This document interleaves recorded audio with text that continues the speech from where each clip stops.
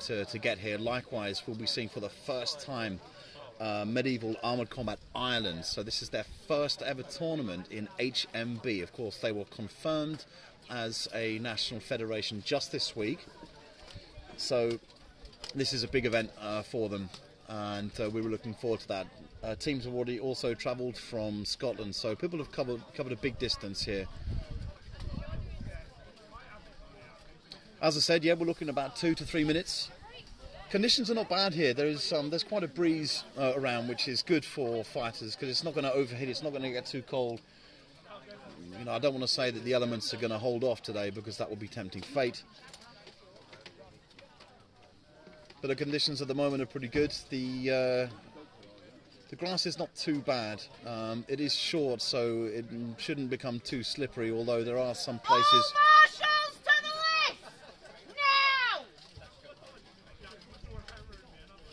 Okay, so just one moment and we'll be right back. So marshals are gathering as we speak.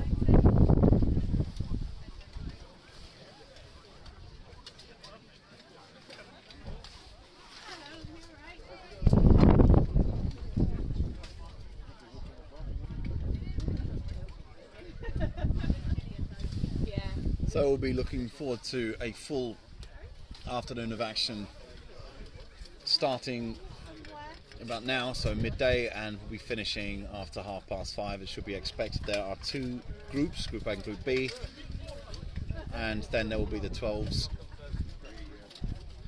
But it looks like everything will be on schedule to start at 12 as Invicta in the grey and black are preparing to face Liberi in Armis. Quite a veteran team, in fact.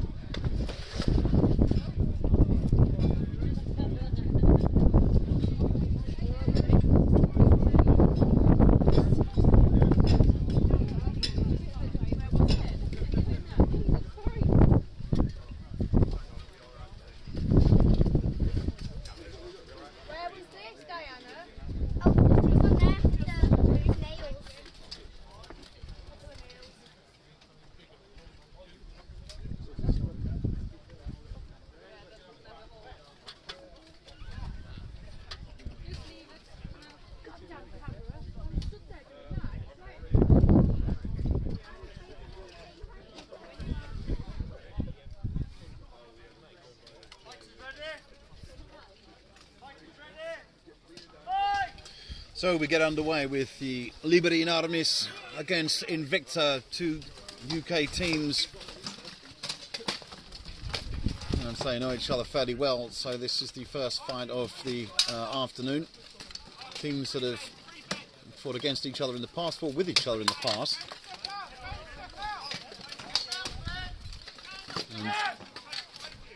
And there's some better teamwork coming from Invicta.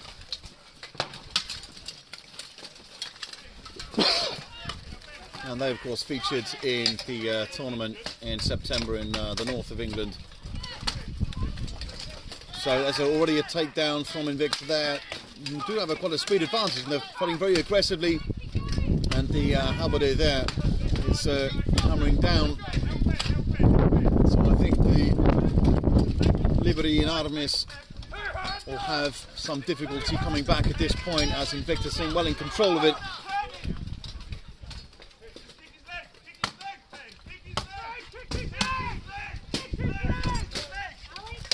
So I'll try to move the camera a little bit for the time being, but again I do apologise for the technical problems that they have had.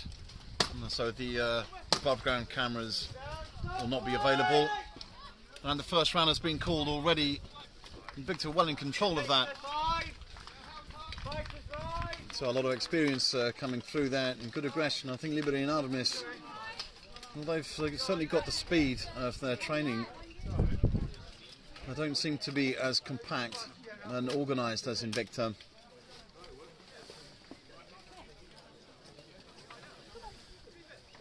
White Company 1! Medieval Armoured Combat Island, prepare!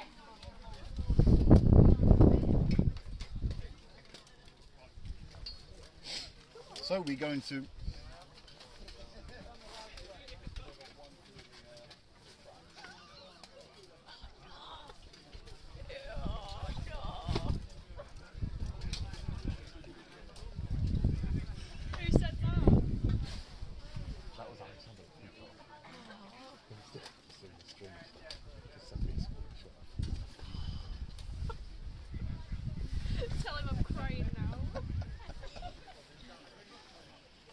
Okay, so we are moving into round 2 now. So let's try to get a slightly better view of what's going on. Again, I sincerely apologise about the difficulties, but there's nothing I can do about it. There's nothing I could have done anyway about it. It's a technical thing as we do experience at these tournaments, unfortunately, that leaves us in a difficult position. However, we are deep into the second round of Liberi and Armis against Invicta, and already Invicta have got taken down a Liberi and Armis fighter just on the side, and there is another one down. So Invicta with a big advantage there. The charge comes through the middle, however, and he's been caught and manages to break past him to help his teammates, and there is another Liberi and Armis fighter down, which means that the fight has been stopped, and that is a resounding victory for Invicta. Great start to their tournament.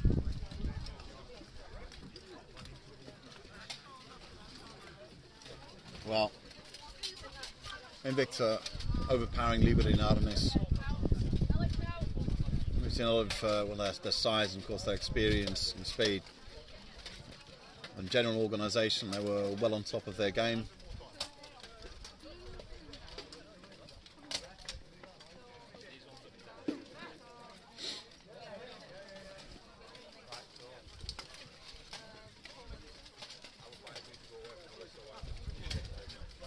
So do keep any questions or comments coming in, if you have any, of course.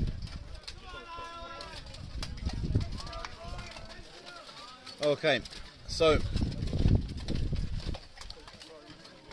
the first team and the black and white need no introduction whatsoever. This is White Company and their first team which they are fielding today. So they're mixing up, and White Company will have two teams fighting this afternoon. A couple of new fighters, in fact, as you can see, one on the near side. But the big news here is that Medieval Armoured Combat Ireland are making their first appearance in an HMB event. As already mentioned, they had their participation confirmed a week ago, and there are big celebrations in the HMB community about this. Of course, that doesn't mean they've got no experience. They've got a lot of experience over the years, and they've taken part in lots of tournaments. They've held lots of training, got their own fantastic tournaments in Ireland.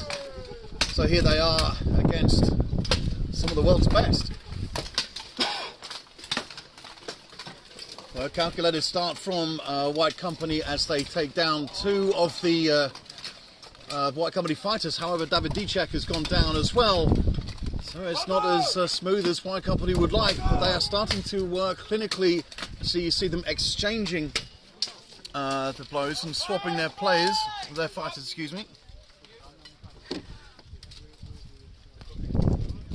So, of course, expected as the favourites for this fight, but of course the surprise there was that David Dicek went down, which was not expected from such a seasoned athlete. I think it was more of a mistake on his part that it held on too long to the fighter, or it held on to the point where it was not possible to break away.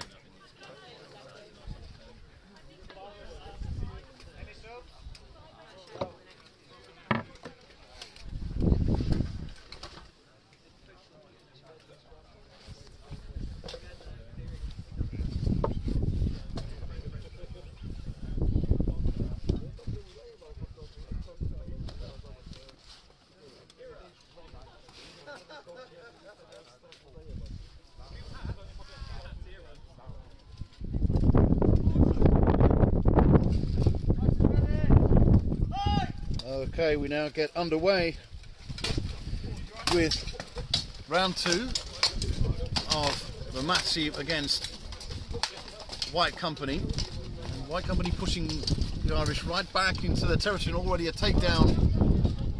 So I think that has been just held to move away from the fighter. Again, this is nice teamwork which you'd expect to see from White Company, who now crowd around the two remaining Irish fighters who, well, they've had a difficult time, but of course, remember, they are up against the best in the world. Of course, the winners of the first Buhurt League season. So that is a victory there of 2 rounds to White Company. But the Irish will be back, and we look forward to seeing them in a short while. And there will be there will be a break now of 5 minutes, as the Irish are fighting straight afterwards, and they'll be facing Free Towers, which is a fairly recent team to form. They're very, very big, and I'll be interested to see how the Irish read this. So don't go away, it'll just be a few minutes, and we get to see the return of the Irish fighters.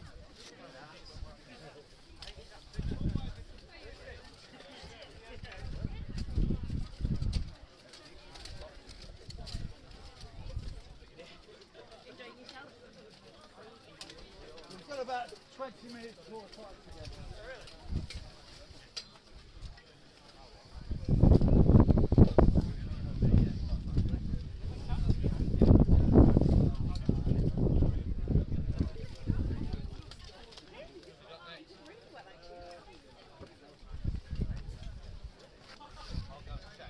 So the next fight we've got will be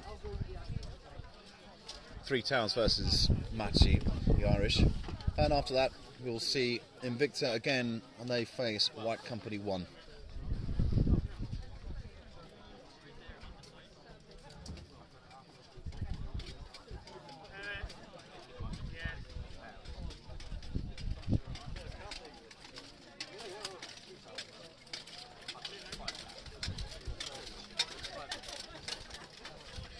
And just eclipsing the sun is the big Three Towers team. So they are absolutely massive in size. They were seen back at on runs back in September. So a relatively recent team to enter the scene, but they've brought so much in such a short space of time that I think in the future we're going to see a lot more from these fighters, some of whom are absolutely massive. But they do need to develop the experience, so tournaments like these are massively important for them.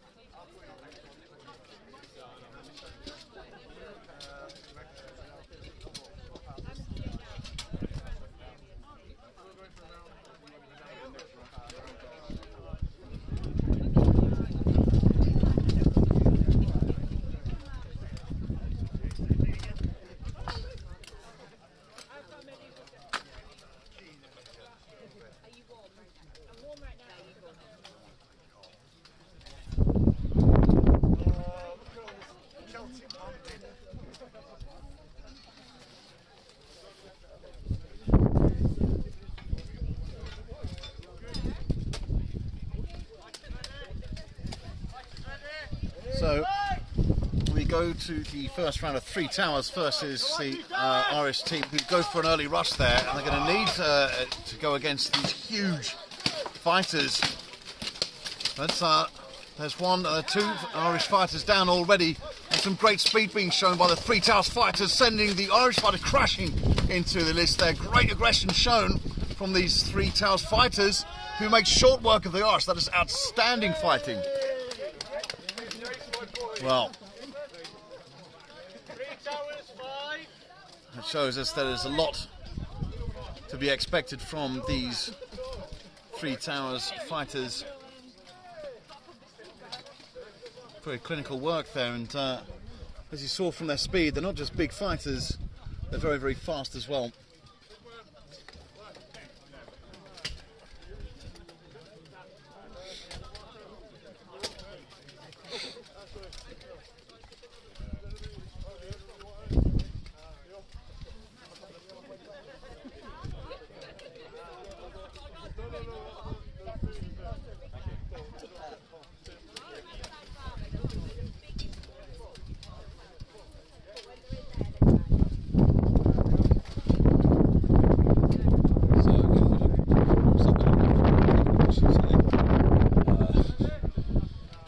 once we locate the technician, we'll be able to sort out. But if it does cut out, bear with us for a moment. Again, another early rush that comes in from Three Towers there.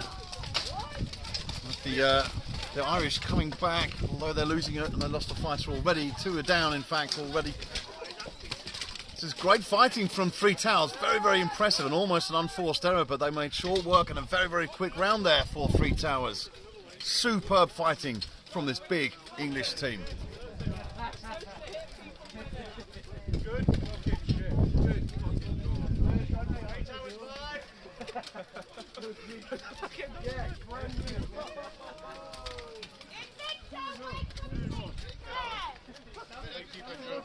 So, a steady or rapid first fight there for Three Towers, but they do need to be careful that they don't overexert themselves or spend their energy at the beginning. They do need to conserve a fair amount because they've got a lot ahead of them. And so I did mention that they're an English team, but they do of course have a Scottish fighter, so I apologise about that. It's a British team, not an English team. And I think more and more you do see mixed nationalities in UK teams. So the Scottish have travelled a long way to be here as well. So again, I do apologise to the Scottish fans out there for saying it was an English team. My sincere apologies.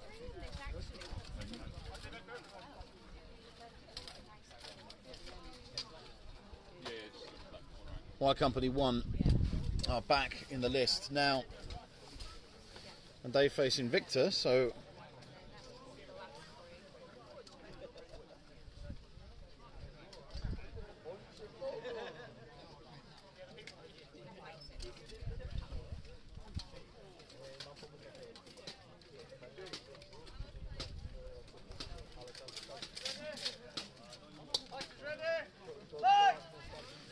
we go to the first round of White Company versus Invicta. We saw both teams, of course, got a victory in their first fight.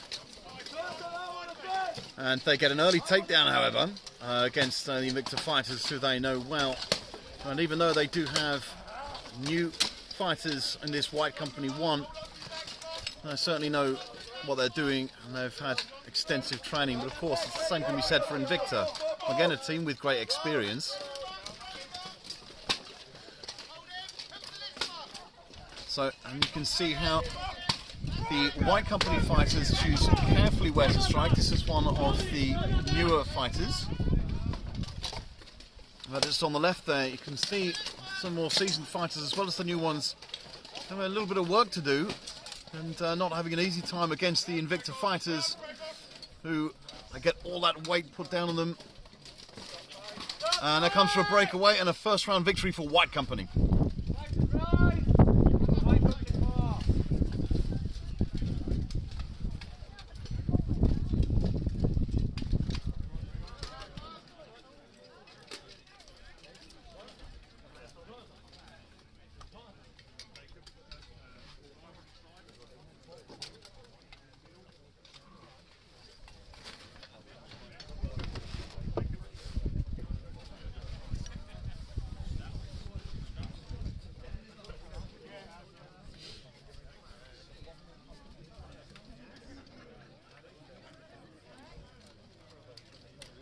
So the list itself, or the ground the list is on, is fairly uneven, but thus far it hasn't made any particular difference because of the positioning on it is quite optimal.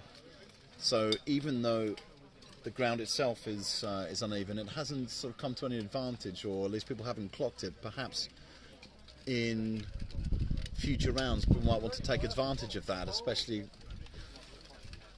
when tiredness kicks in. And the marshal calls the start of round 2 of White Company versus Invicta. And so already a weapon is lost from the Invicta fighter, and of course the White Company fighter is punishing him for that. And you can see that they're pretty close in their clinches for the moment, and that's a good takedown. 2 of them go down, so White Company fighter and Invicta fighter both down on the right. That's one Invicta fighter is down in the far corner. So a lot happening on the near side here, and that's a good takedown by White Company, and the fight is called. And that is a 4-fighter victory for white company.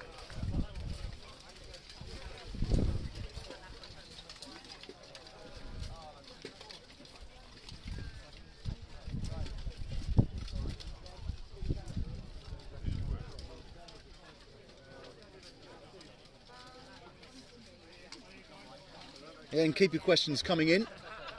If you have any questions about the teams or any of the fighters or the venue or anything, please let us know. And we will have your answers as soon as possible. 5-minute break. So there'll be a 5-minute break now as Invicta will be fighting in the next fight. So 5 minutes, as they of course are entitled to. So don't go too far away. We'll be right back.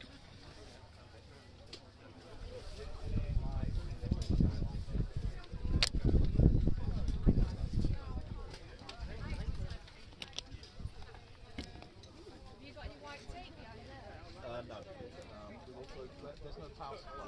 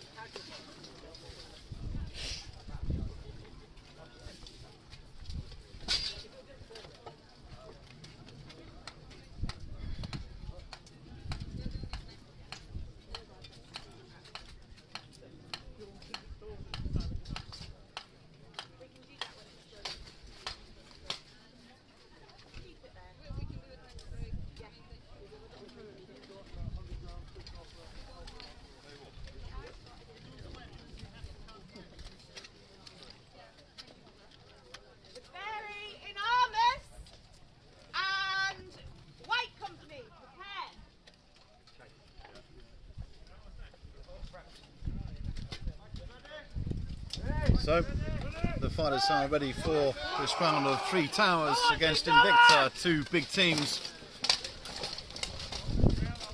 And yeah, we're seeing a lot of this aggression from Three Towers, and their charging is coming to real effect, but of course that's sort of countered a lot. And they've got a runner who is trying to make most effect of these charges. Sort of Sparta kick. Not taking anyone down at the moment, and now it's fairly close. So I think these two teams are, certainly by the looks of things, pretty evenly matched. Although they did face each other in the north earlier on. So a charge comes in, but no one is taken down. As trying to get another charge, and I feel that a lot of energy is going to be spent on these charges. So once again, we see that more and more. A lot of the runners, they come in for these charges, but they charge against the list, and it doesn't. It's not as effective as they would like it to be. They're just charging into the list. Of course, the height of the list means that they're never going to get somebody down. If this was in, like in Dynamo in previous years, where there was the smaller list, then of course it will be superbly effective. But of course, it's not in this case. So it's since to some extent it's wasted energy. And of course, now we can see that the Invicta fighter has a lot of weight coming down on the Three Towers fighter.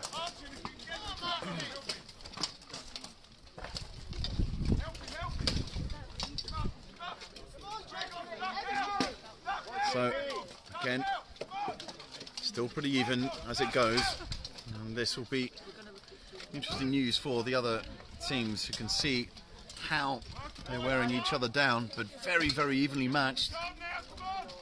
And you have to say, for a young team such as Three Towers to be holding off Invicta over many years' experience, well, it says a lot about how hungry they are for victory. But this is at this point that teams start to wear down. It's a breakaway. I think they're going to have to strike fairly carefully against the arm to try and get a breakage, perhaps in the shoulder. Because on the other side, there are two clinches which are not going anywhere.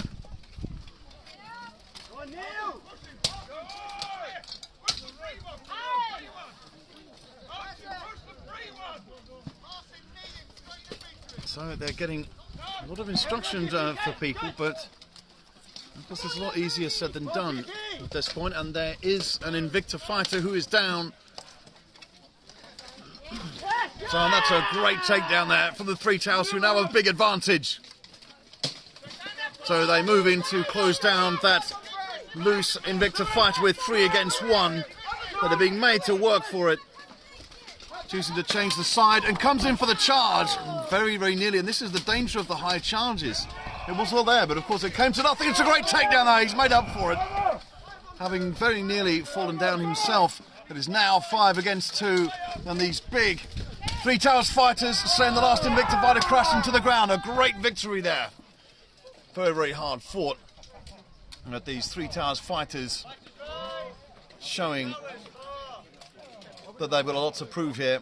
Well done, Lewis. Well done.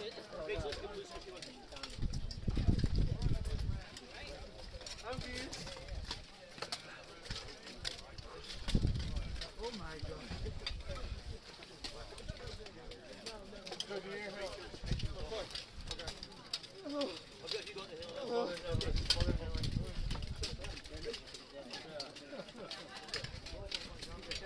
Okay.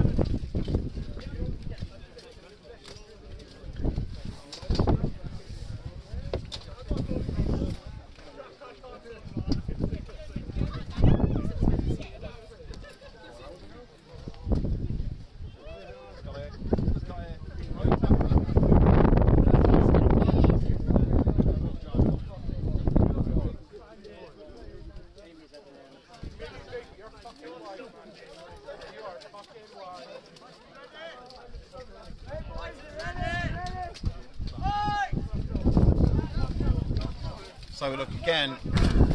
Hopefully the camera isn't moving too much this time. And the three towers. So they've already got a fighter down, however, so that is not the start that they wanted. Got Invicta right back in there. So the Scots showing a lot of aggression, but there was a mistake there, some experience, lack thereof, showing through. That's a great takedown though, so they've evened up the score as an Invicta fighter loses his weapon. However, that might cause difficulty as they're charging over. Again, the Three Towers fighters need to be more aware of their surroundings and what's happening around them. They need to keep their eyes peeled at all times, turn around whenever, rather than focus purely on the strike that's about to come. They've got to keep their eyes open because that could cost them dearly.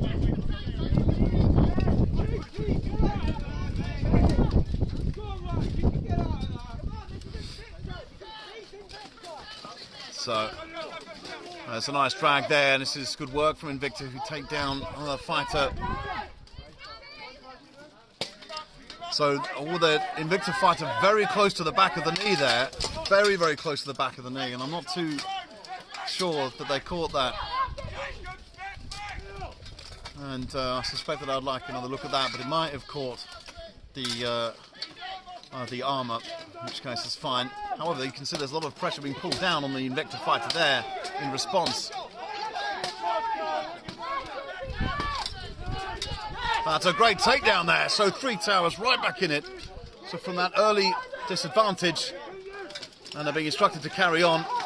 The charge comes in, a slam to the list. Again, these slams, they're tempting, but they're fairly ineffectual. So the Scots with a much better kick charge there.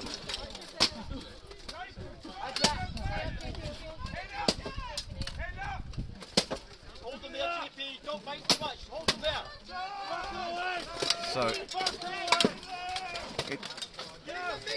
closer to this at the moment, there is a breakaway, and you can see some of the fatigue shown by the...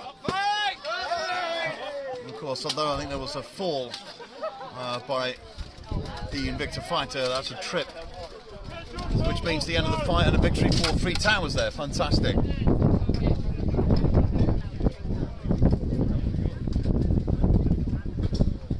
Well, having come onto the scene quite recently and travelled such a long way to get here, they're certainly leading their mark.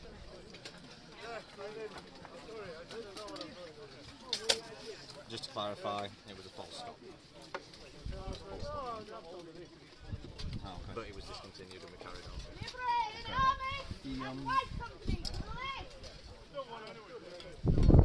Go give you water.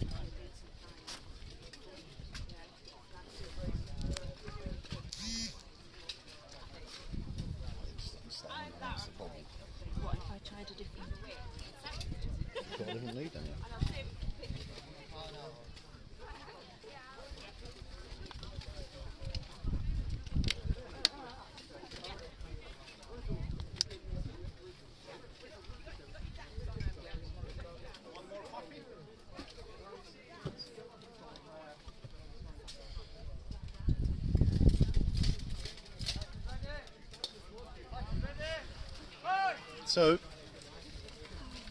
we go now to White Company versus Liberi in Armis, the veteran team. So they've got fighters with years of experience and formed up of members from different parts of the country. And White Company again still being made to work hard here.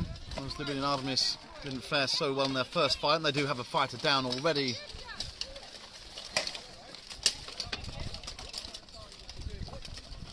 And from this you can see more clinical work from White Company as they take another one down.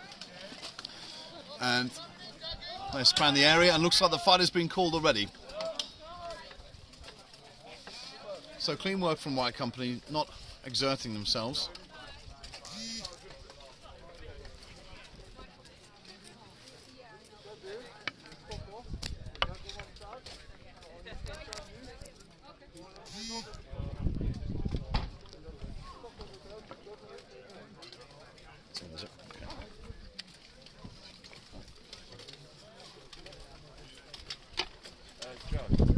Pass me that drill box and that box of screws.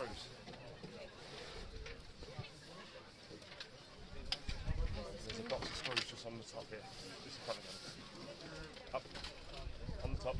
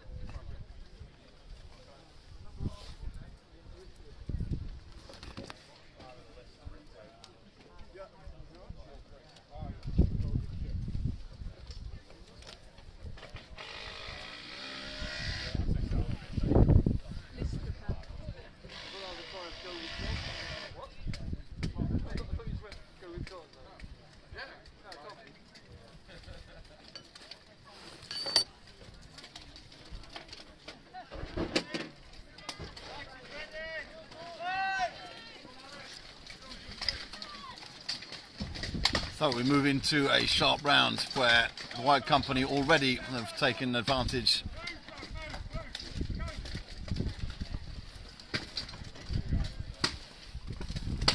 Okay, so we're having all kinds of problems with the camera at the moment. We do apologise for this. So already White Company have taken care of that.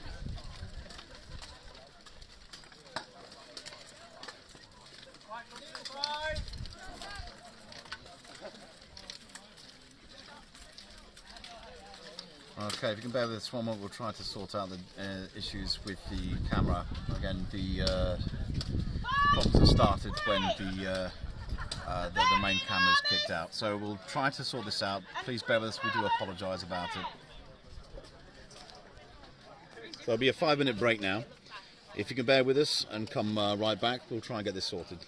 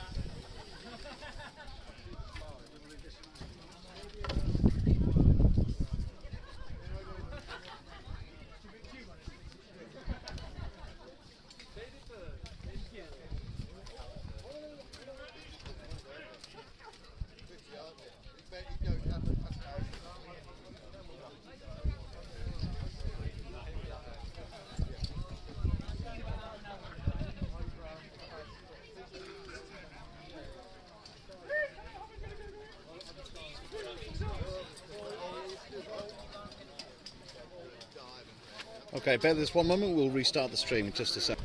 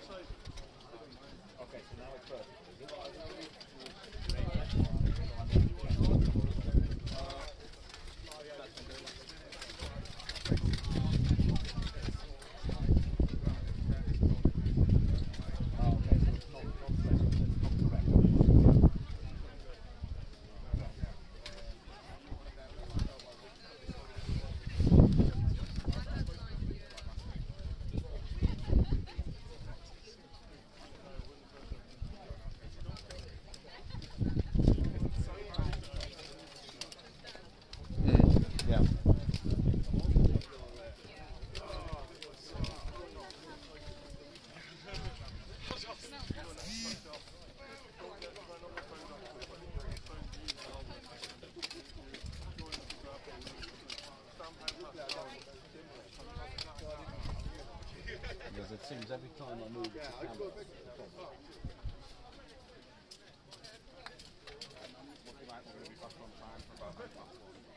So I'm just letting people lose in Group B. That's what we're running for you. Whenever you're ready, though, Dave, we'll get in and get you.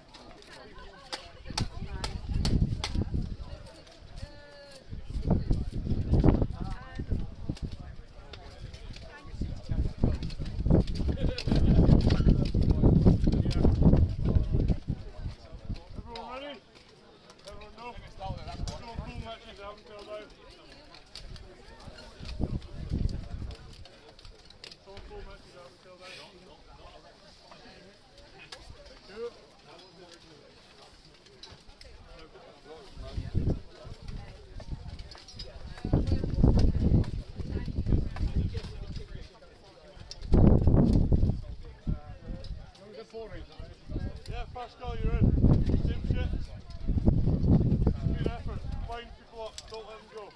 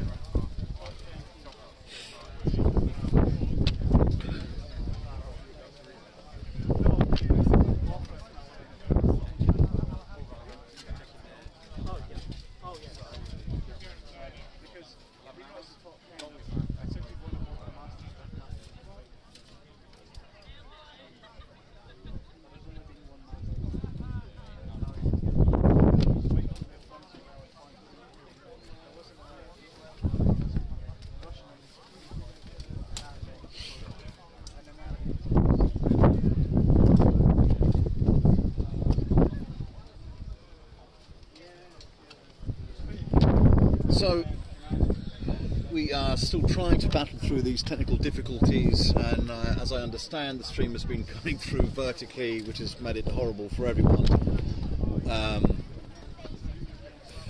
You must get bored of me apologising for it now, but this decision is really much more I can do about it, unfortunately. So we'll just have to bear with it, and when we do get in a break after the Group A, hence 5 versus 5, we'll check how things are going, if there are any further problems. We realise that, of course, it's not ideal with the way things are, but we just have to move on. So again, if you've got more questions coming in, please let us know. But right now we have Invicta versus Ireland. So just to get a better view, and I feel that the Irish could be a little bit more aggressive in their start. And they're tentatively choosing their shots as carefully as they could. There's one down already, and I felt that maybe there could have been an intervention from his teammate. However, as usual, it's always easy to say these things. There is an Invicta fighter down as well, and a lot of pressure coming down from these Invicta fighters onto the Irish. However, on the other side, you can see that you have two who are making life very difficult for these Invicta fighters, and already there's another Irish fighter down, so the two Invicta fighters can go towards the corner. And this should now, well, there should be business as usual for Invicta, but these two Irish fighters on the right hand side have been making it really difficult, and there's some good aggressive movement from the Invicta fighter, who now has forced a weapon loss, but the Irish fighter who is still standing as he goes for his secondary weapon. So big hits coming down on that, and they're trying to loosen the fighters. They just can't do it. This is great strength from the Irish fighters. And they are trying to work down the fighter, trying to get him out, but he is not going anywhere. So they're going to have to choose a different strategy to get him. Boy, it's putting his body under a lot of pressure as they try to get the breakage in the shoulder, but it is absolutely solid. And again, they're trying to go over the top. Eventually he's gone down to a knee, which means Invicta take this round. Well, towards the end there, those two Irish fighters were taking quite a beating, and still one on the ground there. But quite how he managed to stay up as long as he did is something quite incredible.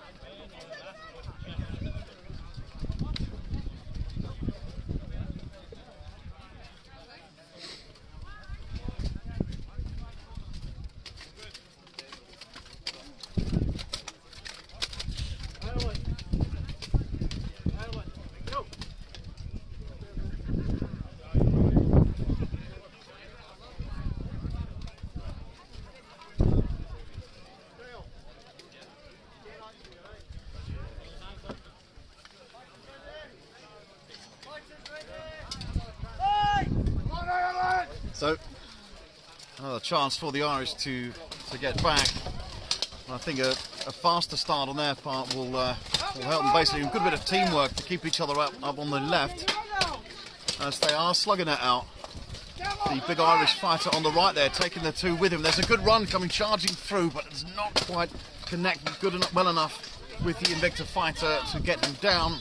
There is an Irish fighter down just on the left. As in the corner, you have two of the Invicta fighters striking against their old teammate. But the Invicta fighters seem to have a lock on some of these Irish fighters and trying to make it more difficult, and the helmet actually came open there, so he will be downed for that. So the fighter's grounded, giving Invicta a two-fighter advantage at this point.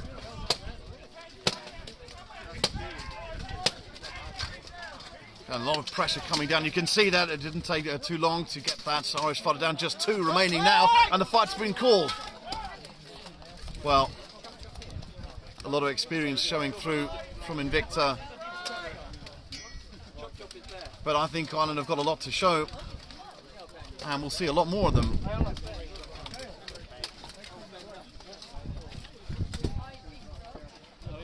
So they've got one more fight to come after the next one, and that will be against Liberi and Armis, the veterans.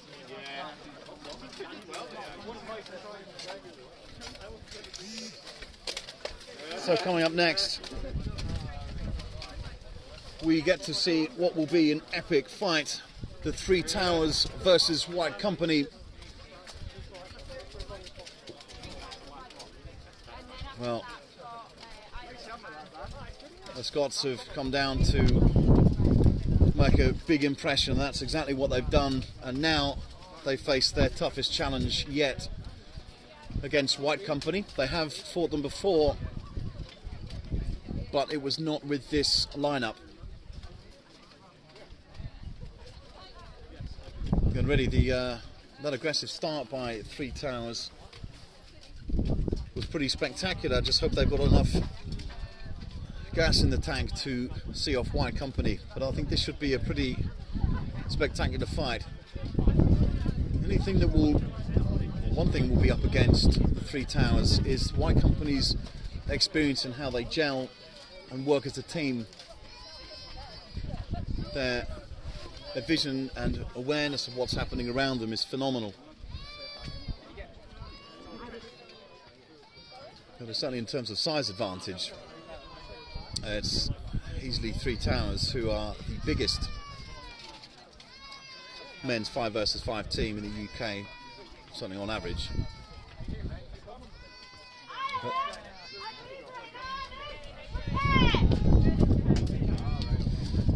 so the marshal is now ready to call the start of this fight between White Company and Three Towers. Let's see how this one pans out. And it's a steady start this time from Three Towers, knowing full well that they can't give any space away. And already there's the Three Towers fighter down on the far side there. Oh, it's very clever fighting there from White Company. They're striking down on the big Three Towers fighter, trying to connect. They're getting big shots through, but it's going to take a lot more to get him down, and they push him. He manages to take him to his feet despite tripping over his own fighter there. So the White Company fighter looks over his shoulder to see what's happening on the other side, but is convinced that his teammates have got it covered on the other side. So he goes on with the big Three Towers fighter, and I think that if they can hold him off, then eventually, as you can see the strikes coming down from the two White Company fighters, there's only so much more of that he'll be able to take.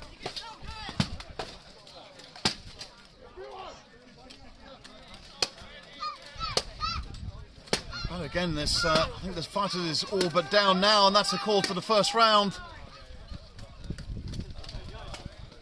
Well, if nothing else, these Three Towers fighters can take a hell of a lot of punishment and still give it.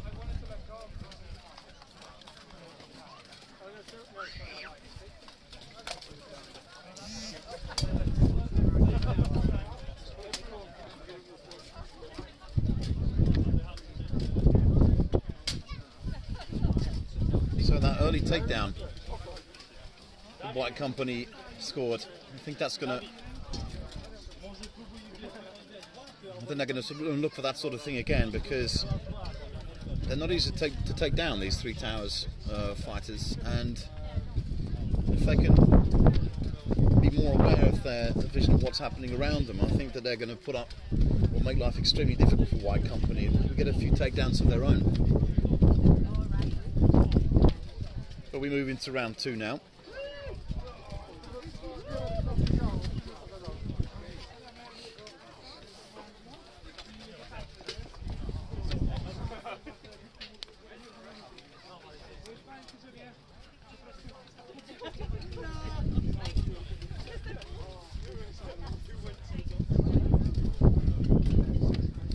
There is one more fight after this in Group A, but this is the second round of White Company and Three Towers, who get stuck in straight away in a huge crash down there. Well, this is full of energy, this fight, and again 2 more go down. This puts it at 3 separate grapples happening at 3 very different parts of the list, although there you have Dicek, who is very close to a takedown, pushes him out, and that's great work from David Dicek, who chooses wisely which one to get next. Is convinced that his teammate in the corner has great weight coming down, so tries to work down the armour of the Three Towers fighter, who's got his leg locked right in and cannot break away from that. Therefore, Dicek is putting all of his weight trying to pull down on the Three Towers fighter, and they are both, looks like both get down at the same time. The fight is called. I didn't quite get that final Three Towers fighter down, but already the other was down to make it a victory for White Company. But that was pretty close there, and I think with more experience, the Three Towers fighters will have no problem getting the takedowns without losing their own fighters. This is something that, you know, they have forced out of White Company. Well, really good fighting from White Company, but the Three Towers team, very, very impressive. So they've travelled a long way from Scotland to be here. And so far they're having a great tournament. So the only loss was against White Company, and well, you can forgive that.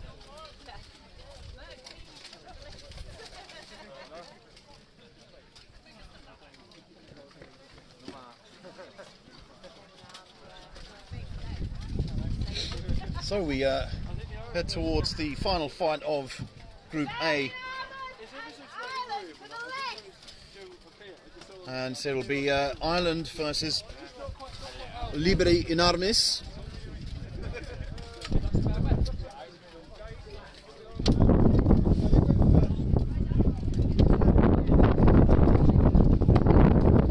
So teams here, well, they've had a real difficult time in this group with the teams they've faced. Of course, there's no such thing as an easy ride at Buhurt League tournaments.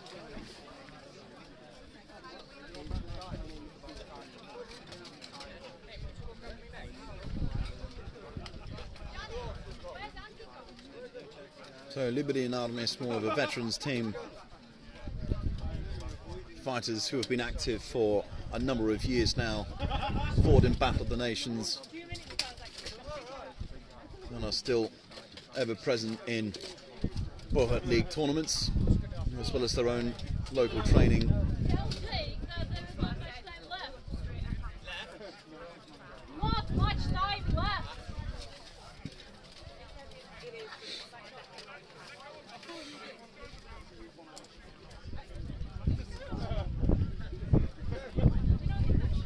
So the marshals just preparing for the first round of the final fight in Group A.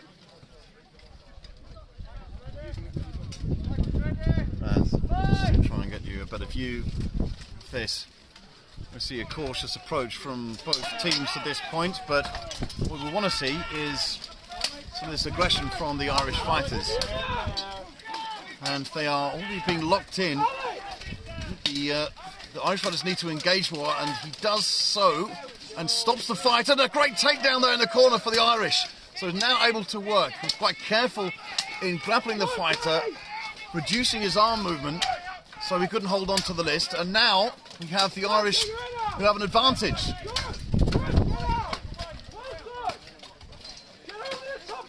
A lot of weight being put down. Great hip tosses there. Two of the Liberi and Armis fighters going down. The Irish now with a huge takedown.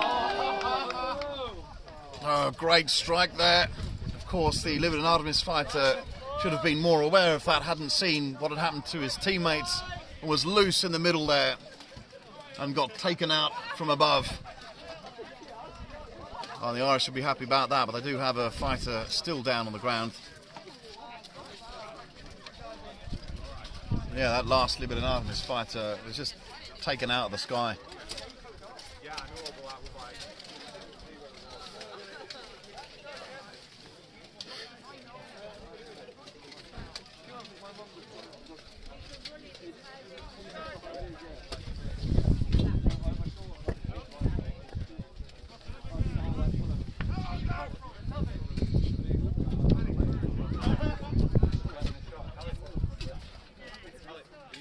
So I think with the Irish fighters, if they commit themselves a bit earlier with the charges that they make, because I feel that sometimes they're just a bit too tentative and they need to move in more quickly and connect with the fighters straight away. So a lot of evaluation goes long in their parts, which of course has its place, there's nothing wrong with that. But they're not capitalising so well on some of these loose moments, as we're seeing now. So this is quite good work from Liberi and Armis, who are holding them off.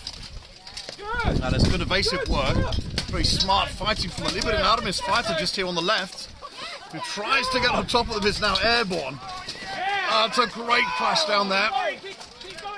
Very, very active fight here, and the Irish fighter is down. The big Irish fighter has been taken down. That's great work. Somehow just hanging on to him the entire time. Well, Liberi and Armis have turned it around, and that's another Irish fighter who has gone down now, so a big advantage for the veteran team as they take down another Irish fighter who are down to the last two. Again, good movement, moving from one side to the other. Not a lot of conviction. Liberi and Armis sweeps. They need to work on their leg movement a lot better. Hold on to the legs, grapple them in the same way the White Company did. And because they're not doing that, they are being made to really work for this. That's a great takedown, however. Good teamwork shown by Liberi and Armis, who take the second round.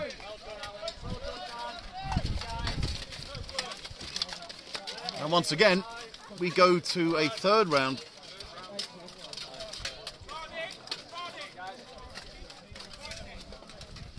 A lot more collected as a performance from Liberi and Armis, who demonstrated a lot of good movement as well, and really the takedown from the bigger Irish fighter, who seems to be in some discomfort here. That was a key moment in the fight.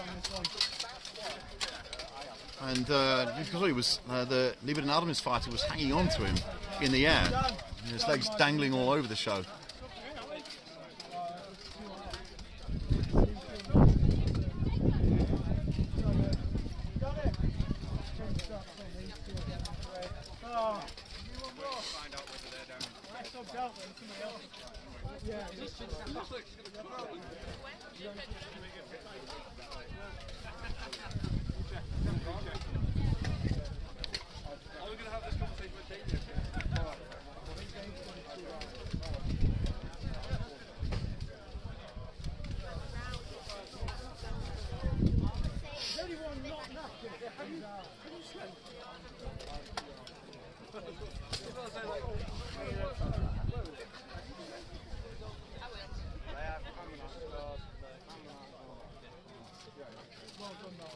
So it appears that there is some damage to some of the armour of the Liberi and Armis fighters, who's now being seen to with gaffer tape, which is not great. And there may be another breakage in the Irish fighters as well. I'm not sure if the taller fighter has some difficulties with his helmet, certainly the chin strap, but he appears to be working on it at the moment. So if they can hide that repair, it will be fine.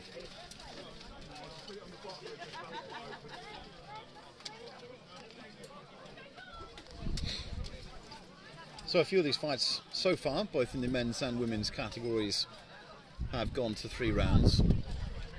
And it's a good demonstration of the balance of quality that we've seen. So far in this group, no surprises coming from White Company, who of course are the favourites in this group.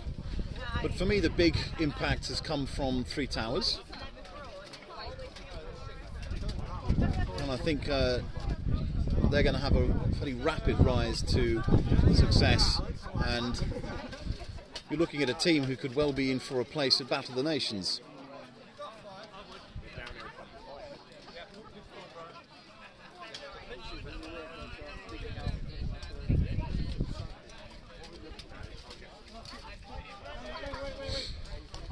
So, a slow start there, and just some more minor adjustments need to take place, but of course they're likely to be penalised if they take this, but the marshal hasn't called anything. They're still waiting for the start of the fight.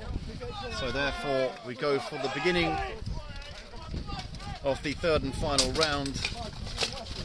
That's a nice charge, a big risk being taken by the Irish fighter in the middle of the list, and he goes down for it. He pays the price for that as the loose Irish fighter is stalked down, and a great takedown, however, in response to that. So the big Irish fighter chooses his position carefully, uses some great vision to select where to go. So we're still at evens, 4 against 4, as the 2 Irish fighters in the corner try to take out the legs. But looks like an Irish fighter's gone down too. I have to say, it's slightly careless footwork there. However, now the fighter is in a position and takes a huge blow to the back and is grounded. Although a scream came out, he seems to be okay. And now you have the Liberi and Armis fighter who is stalked in the corner there. But I think that corner is not going to do any favours to the Irish fighters who'll be looking for the faster victory than this. Of course, just near them, they try to approach each other. He's now loose in the list as the clinch in the back there is not moving anywhere, having started to edge closer to the rest of them. But they do have a loose fighter. And you can see the pressure has to come down now for the Irish fighter, who needs to be careful that he doesn't fall out of the list himself. And manages to break away from it. Quite incredible. Oh, that's a good takedown there. Very nice work there from Ireland, who walk away with a victory. So, commiserations to Liberi and Armis, but that victory spells the first fight victory in HMB for this fantastic Irish team.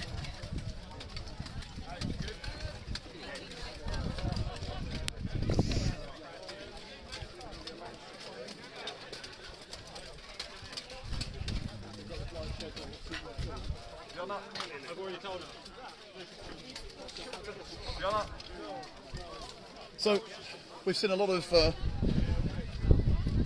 great fights in this first group, as discussed already. And it looks like we will be heading towards a break quite soon.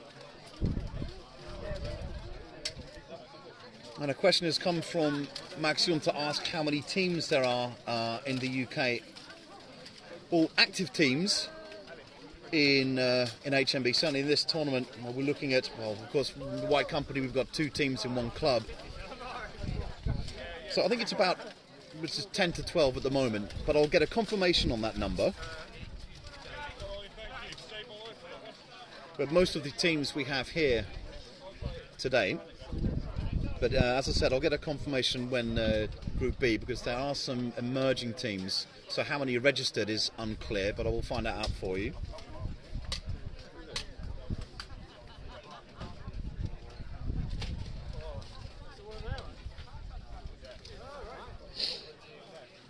So there will be a break coming up, but I think it's only going to be about 5 minutes or such. It depends how much time the marshals need as they're going through some of their deliberations at the moment. But it certainly looks as if the teams from Group B are getting ready as we speak.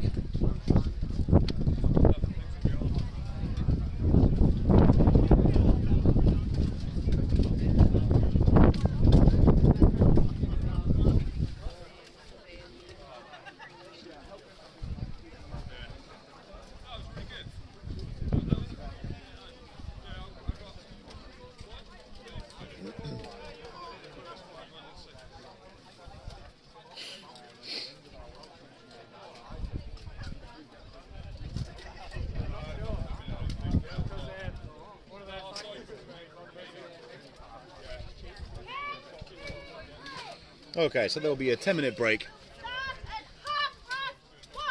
Okay, so 10 minutes there, 1:30 UK time.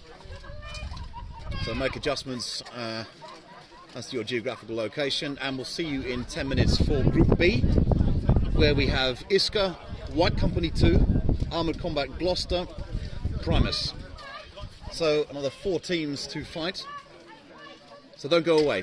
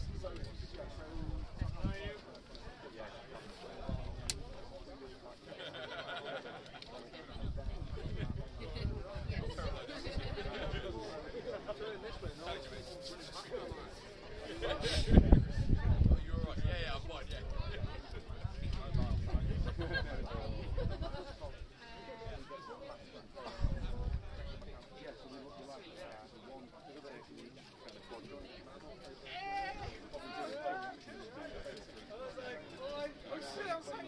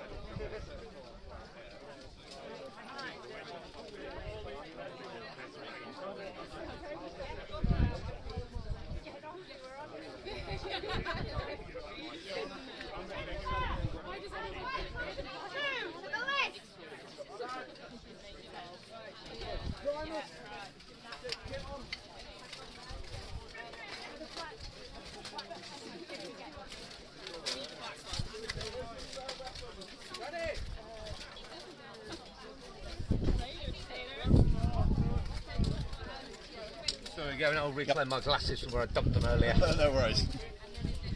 Not that you can wear these in the lists. No. Good luck with that, though. I mean, they might last, but they probably won't. No.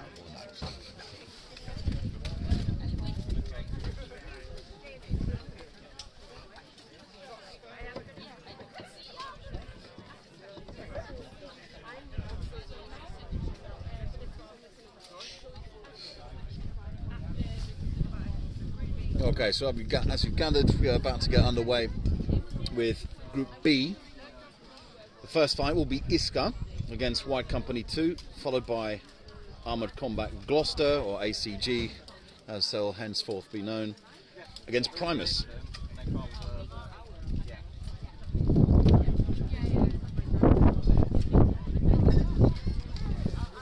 So just the 4 teams in this group, so it will be shorter than Group A, who had 5 teams.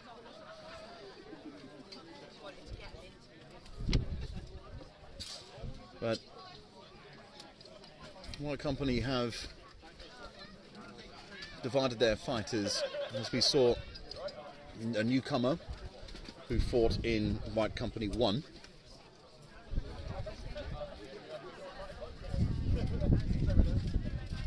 And of course, Łukasz Kowal makes his way to the list and just enters there.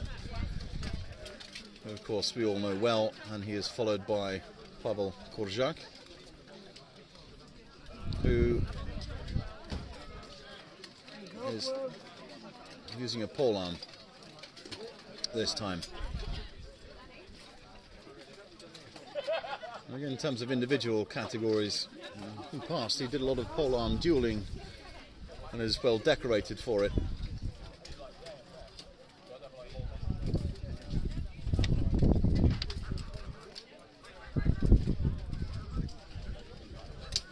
The ISCA team, however, they're not a brand new team. They may have some new talent, but they're training up and preparing for qualifications of other nations. But the interesting thing is that you can already start to see teams emerge and strategies emerge, which we're likely to be seeing next year's Battle of the Nations.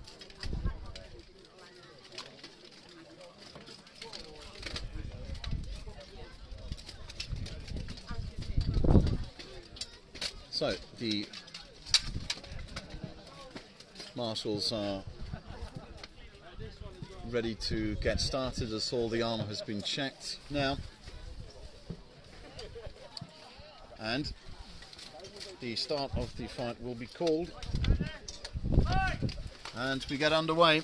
It is ISCA versus White Company.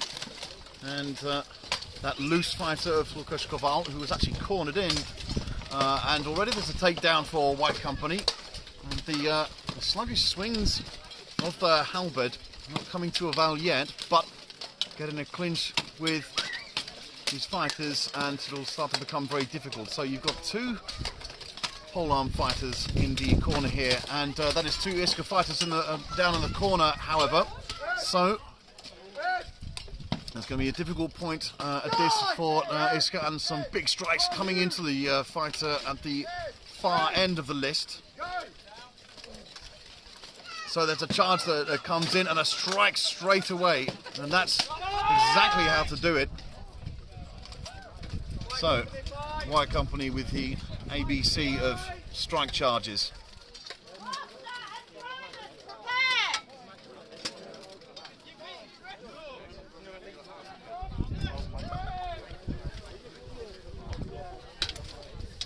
So then another hint with the charges: if you're going to charge and lunge, it is fairly useless against the list itself. But if you're going to charge and strike, then the strike has to be carefully positioned. In this case it was, and proved effective. But again, White Company are one of those teams that have really accurate finishing.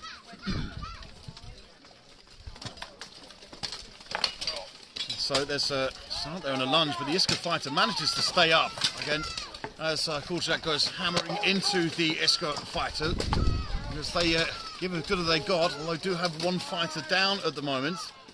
A lot of movement in this, and a great takedown there. Well, White Company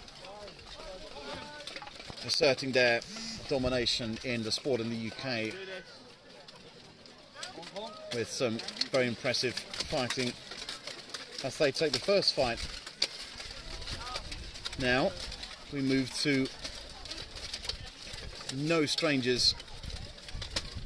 Armour Combat Gloucester, the ACG, against Primus. Both two experienced teams who faced each other a couple months ago up in the north. And in fact, the Primus team is led by Barney, who in fact was voted as the most valuable fighter of that tournament. Excuse me, I'll try and get my words out correctly. And the reason he was given that was because of his vision and intervention. On so many occasions he proved himself invaluable because he knew where to be at exactly the right time, was very, very careful of what, and aware of what his teammates were doing, and also where to be and when to be there. So the one in the middle is the one to watch in terms of the positioning. ACG instead have a lot of aggression, and I wonder how they're going to change their strategy. Of course, they got some very acrobatic takedowns in the last tournament they were fighting in, and they're up against it with Primus, who are a big team, very aggressive. This is nice work from ACG, who have turned around some of the clinches, and they're very careful about avoiding getting into those clinches from the beginning. That's a great takedown. A charge is down in.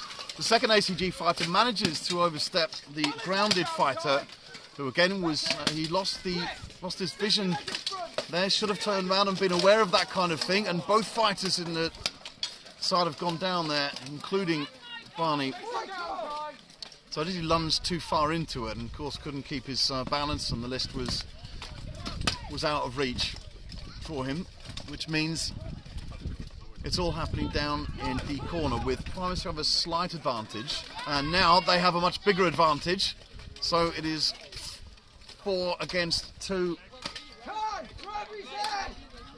but they're not quite getting the grip on ACG as they would like. Although they are using teamwork to an advantage, they just need to be more clinical with the strikes. Goes for the drag and sweep, but it's well held by ACG. So some strikes coming in, but again breaking loose. Nothing coming there. Has to go for a lunge, but there's an intervention from the Primus fighter who tries to hold on to the arm and just make it difficult. And of course, the two ACG fighters now forced into the corner.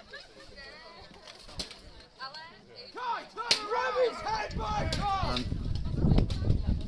it's difficult to see how ACG will get out of this, but at the same time, Primus are not really focusing on ways to get them down and using team. They're just moving about, occasional strikes, some accurate, so they're sort of going for the armor there, which is the right way to strike it, and a good area. So ACG don't have a defense against that, which is good. Again, a nice counter there, although he's going for a hip toss, but that's a big Primus fighter he's going to have to get down. That is called. So I'm not sure if that's the fight called or just a break, but no, I think it's in fact, yeah. Yeah, there's the round called. Therefore, Primus take that, but I have to say it's fairly unfocused. We've seen a lot better from them.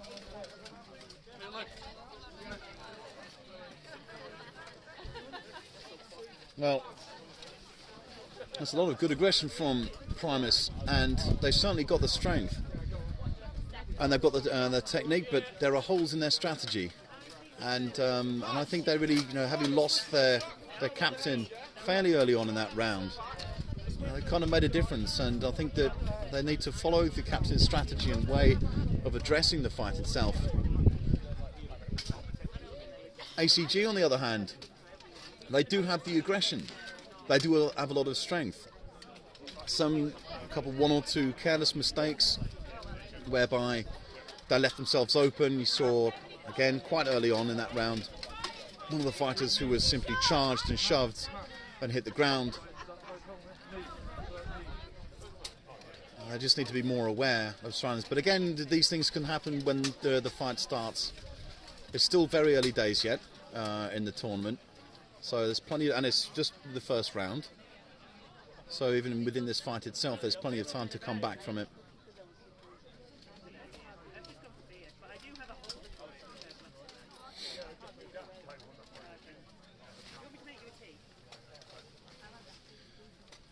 So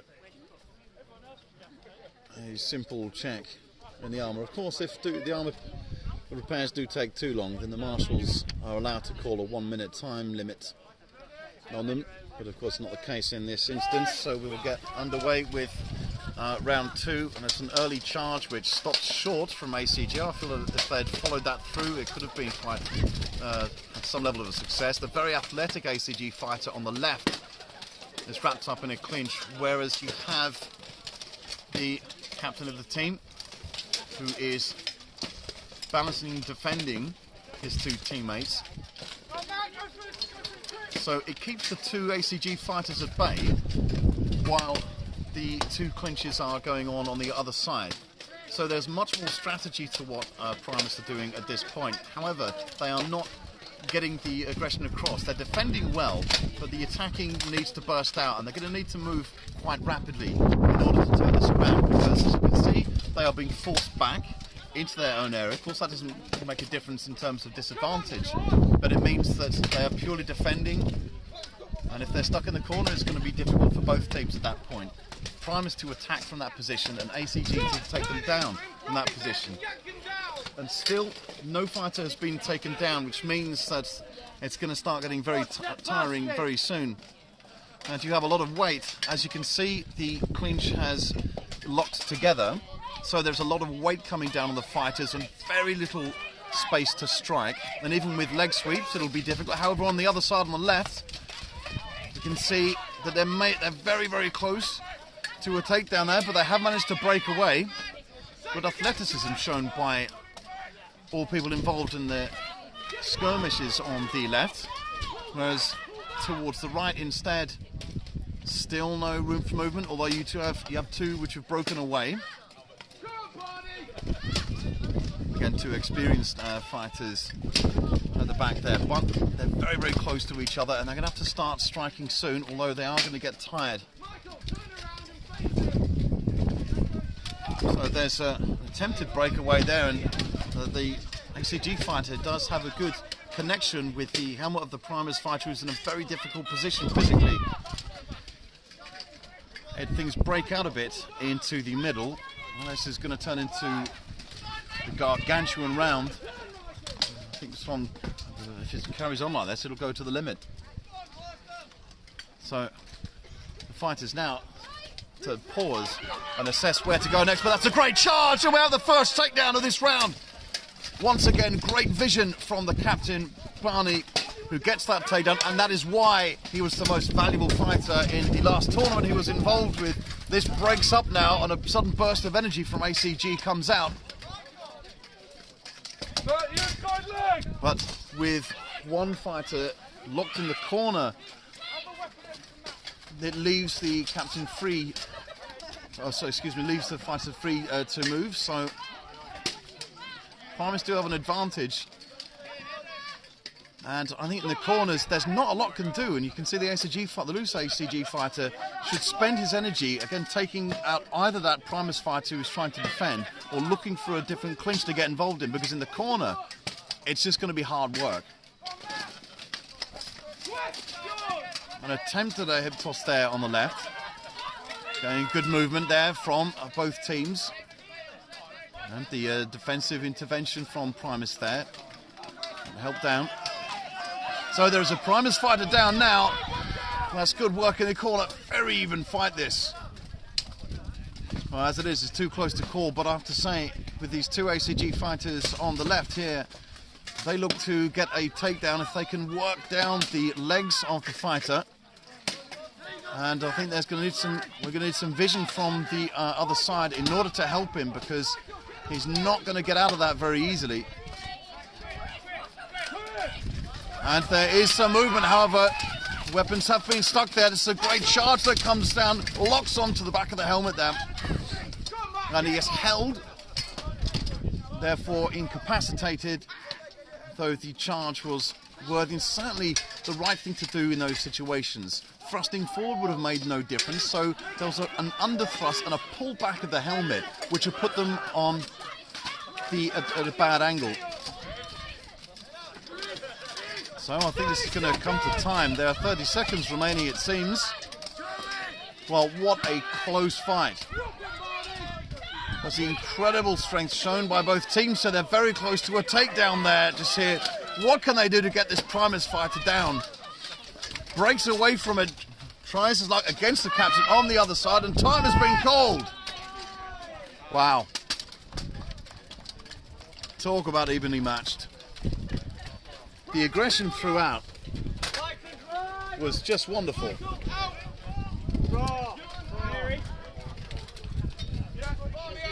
Well,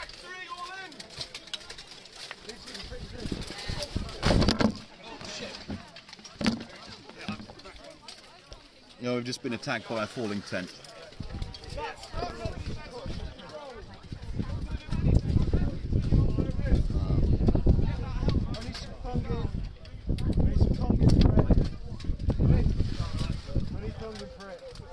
Right, we'll have this fixed momentarily.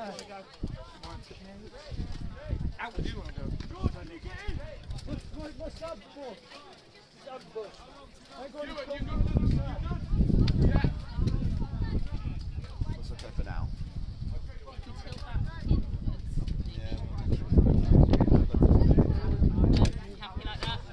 We'll just have to fix it in a minute. Lads, need to make a little bit dent in this one soon. Excellent. So, charging fighters versus tent.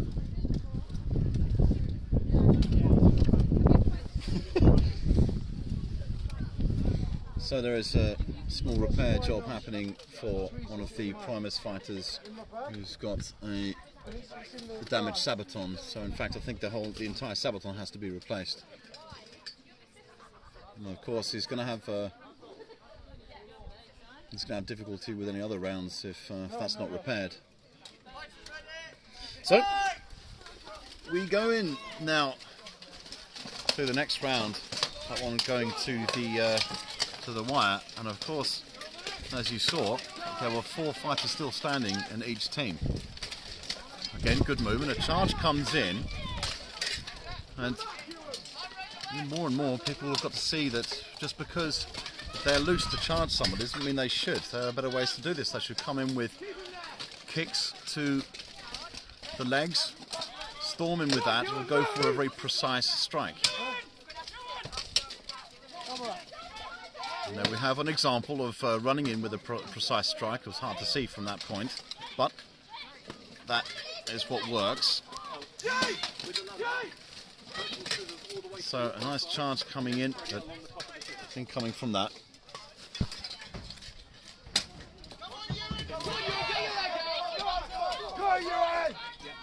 So pressure coming down from a lot of fighters here. And there's still some movement in the back though. They're able to break away. And while you have that clinch on the near side, a lot of weight coming down on that Primus fighter who's barely got hold of the list and is tossed down. They both go down. And there we go. Again. Okay. Yeah, outside.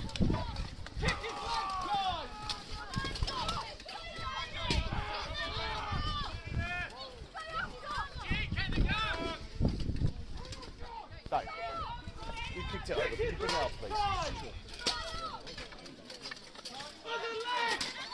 Just do that. Put that.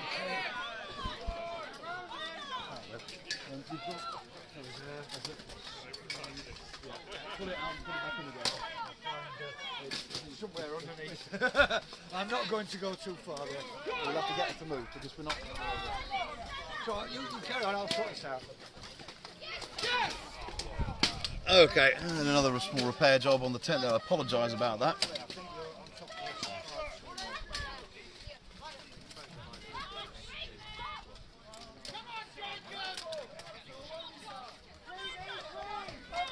So, again, still evenly matched. The clinch on the far side of the list has not changed.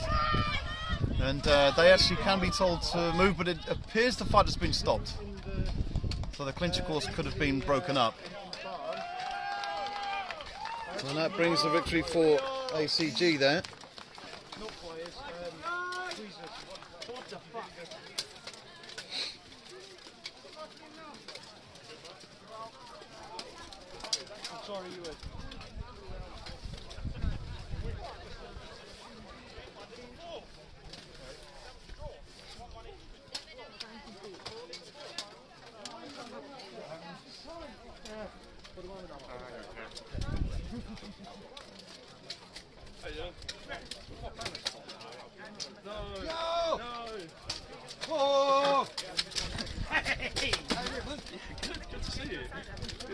My banner fell down.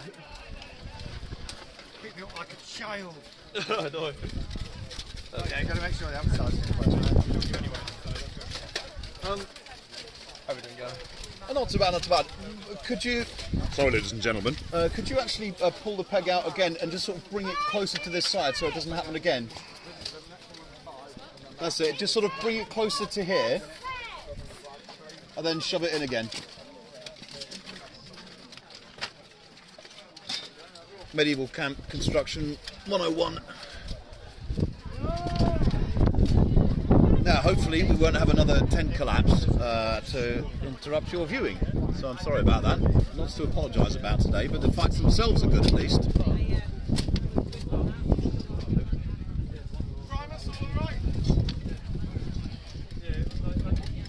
So, it's a shame that the camera was so blocked there, because it was really quite a fantastic fight between two very evenly matched teams, ACG and Primus. Now, unfortunately for ACG,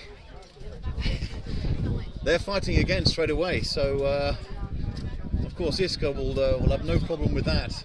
A lot of their energy will have been exerted, but ACG are really up against themselves at this point, so it remains to be seen what they can pull out here. That said, you also saw the energy levels, the aggression of ACG. So I think these few minutes, so we'll be looking about another 3 minutes before we get going again.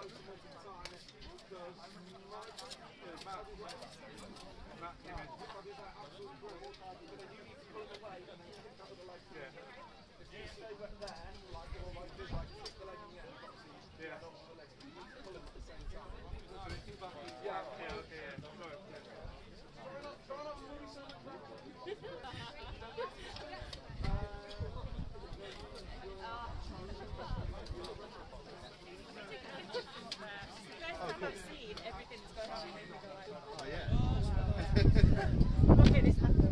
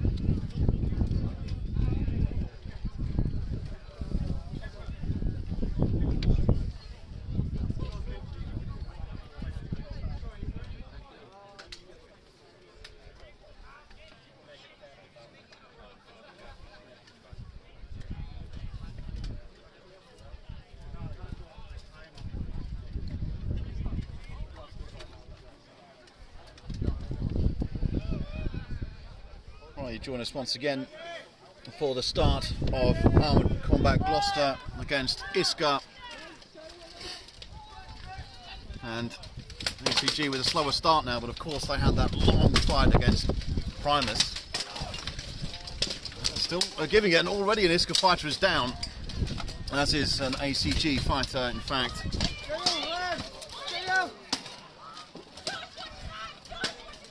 So it's a good movement from the ISCA fighters, and although it's cost him some great defensive work from ACG, and they've pushed ISCA right to the back here.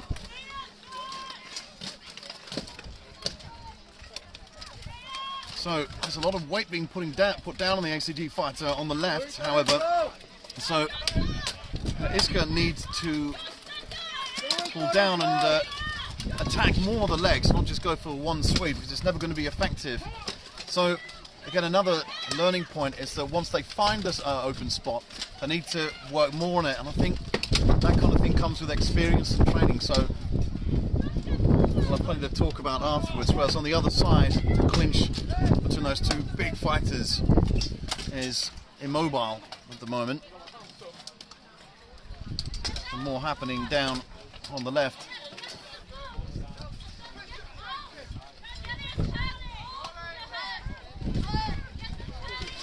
So, however, there's a big takedown there.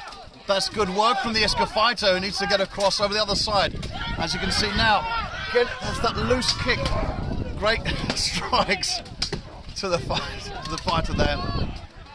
But again, you saw that loose kick, just one, and it's never going to be effective. They have to keep going and going and going at it until they get the answer they're looking for. However, they have won the first round.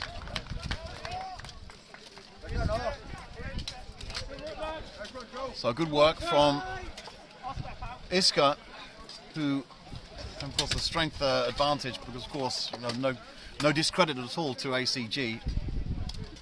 I still put a lot into that. But that fight against Primus, I think, has taken a lot out of them as well.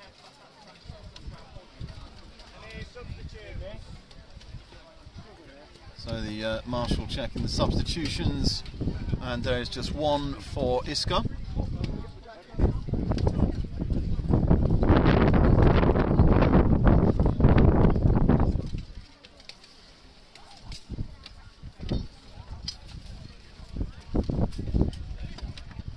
After this, it'll be a very interesting fight between Primus and White Company, but it's all about ACG and ISCA right now. So ACG want to work on that larger ISCA fighter, knowing the problems that he caused there, and there's a nice intervention that came from the ISCA fighter, very good vision there. Just comes in on the right side of him. And here closer, you have another one is in trouble, and there's a great takedown. Very good work from ACG. A charge comes in, tries to hang on to the larger ISCA fighter, which is a good idea. Now wants to lock in on the leg, but he's stopped doing it.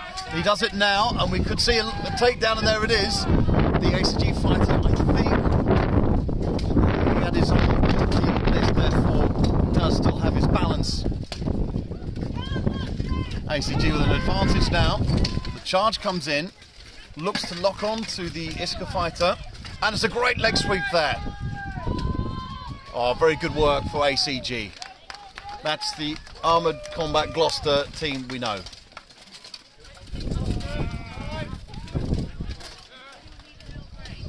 Very focused on locking in as soon as they make contact after a charge. And on both occasions it was effective. So there are some weaker moments in the ISCA strategy where they need to focus on one point of striking rather than strike it once and then look for something different. Keep working on that point.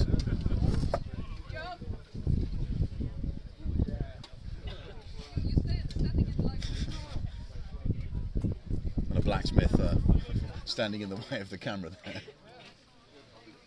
Joseph Dawes, a seasoned fighter himself.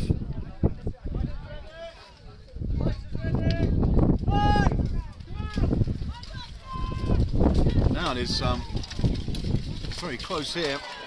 Got an ISCA fighter taken down already. This is fast work from ACG.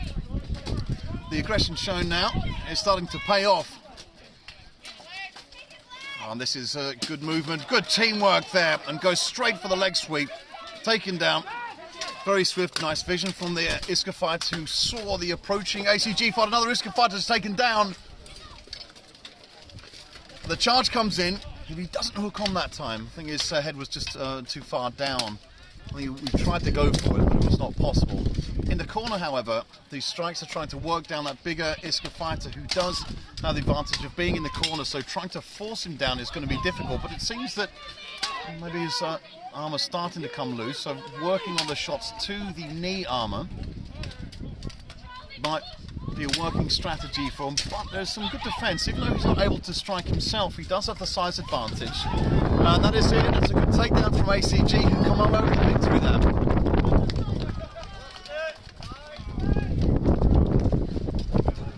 And it appears that the energy that was used in the fight against Primus was put back into that fight, and they walk away with the victory. So now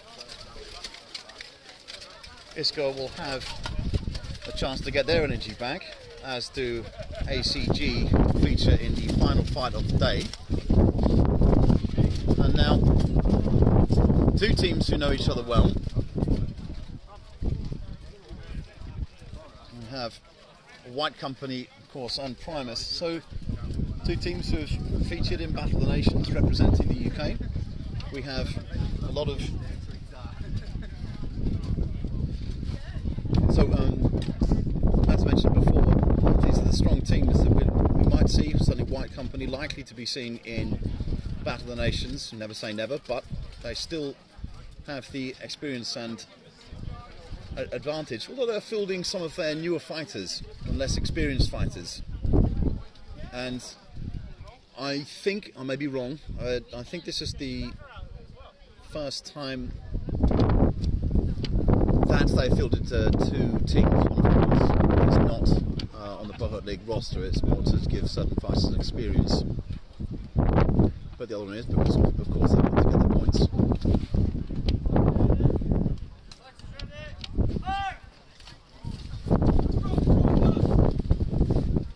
So, a steady start at the beginning, and you can see the captain of Primus, who charges down.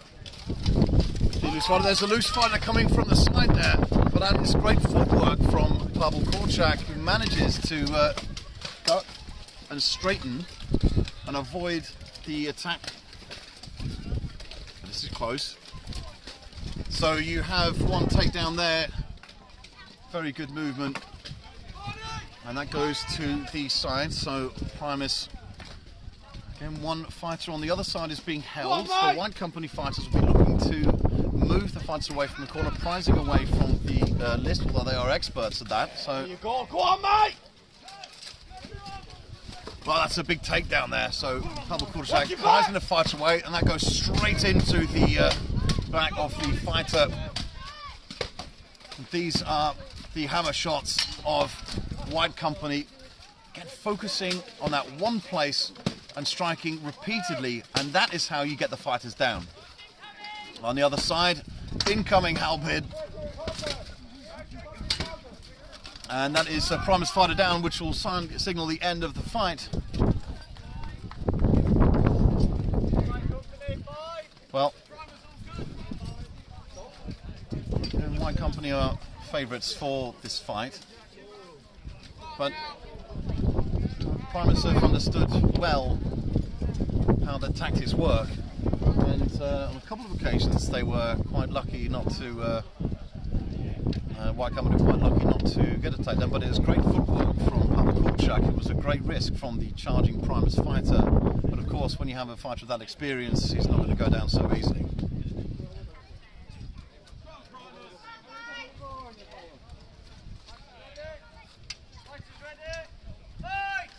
And into round two now.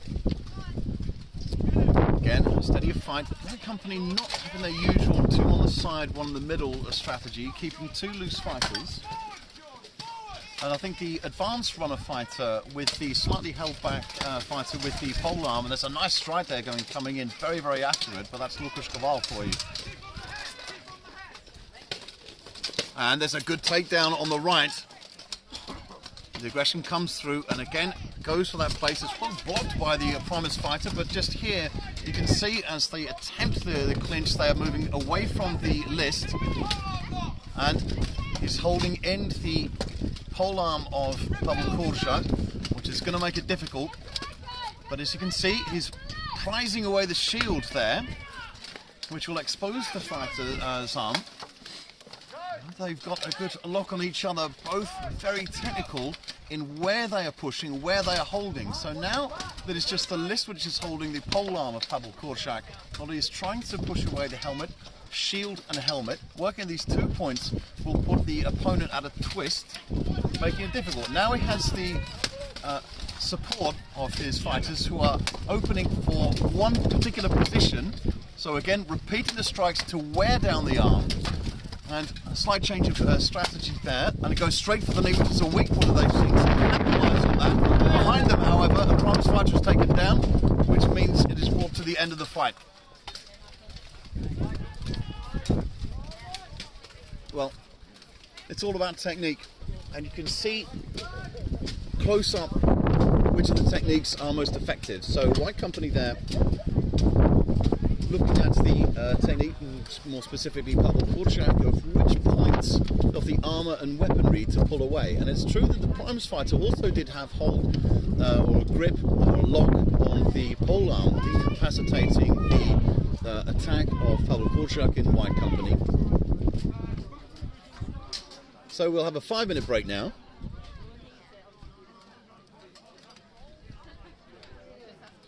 As Primus will be the next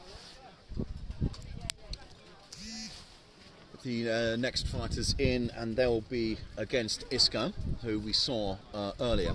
So there'll just be a few minutes for them to get their energy back, and then they'll be for the penultimate fight in the group stage. After that, we have White Company 2 against Armoured Combat Gloucester.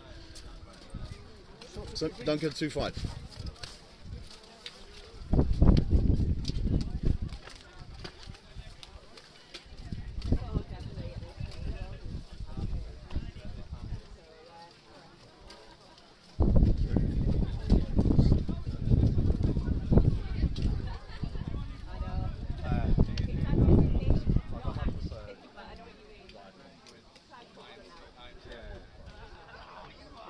It adds a bit to the event as well.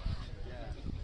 Because at the moment, although you're watching the fight, there's no. I mean, particularly if you had a few more. Well, I think when you've got a crowd, that's the point. Yeah. The crowd focus. But I mean, those fights,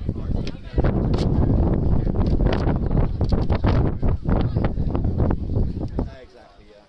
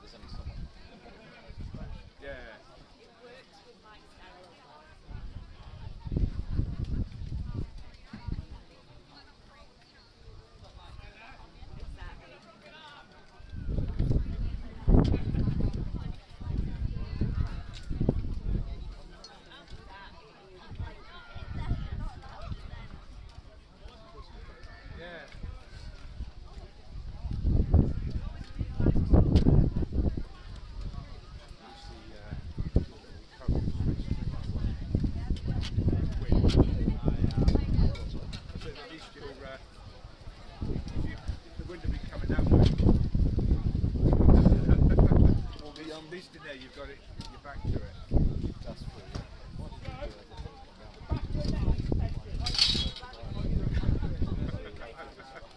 So I want to see the replay of that.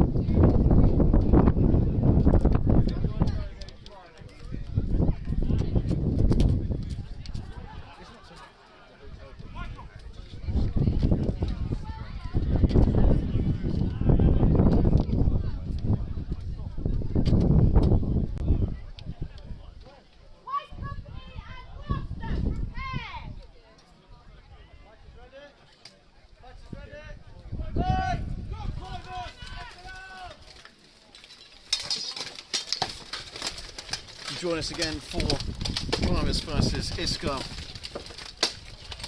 Another team, two teams who know each other well. Already there's a fair bit of movement in the middle. That's an ISCA fighter taken down already, who is in a dangerous position for his own teammate and also for the Primus fighter nearby.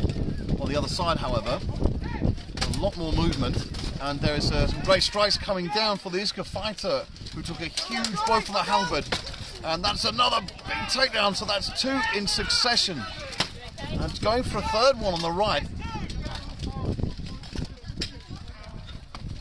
And the halberdier for Primus is being really, really effective with his weapon there.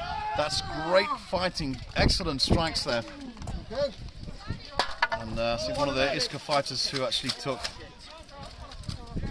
a huge hit there and was taken out as in some discomfort.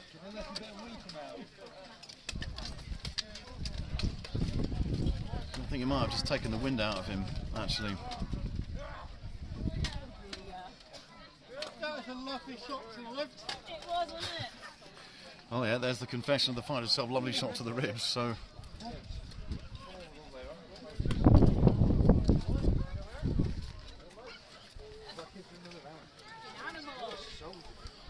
But he's right back in. So.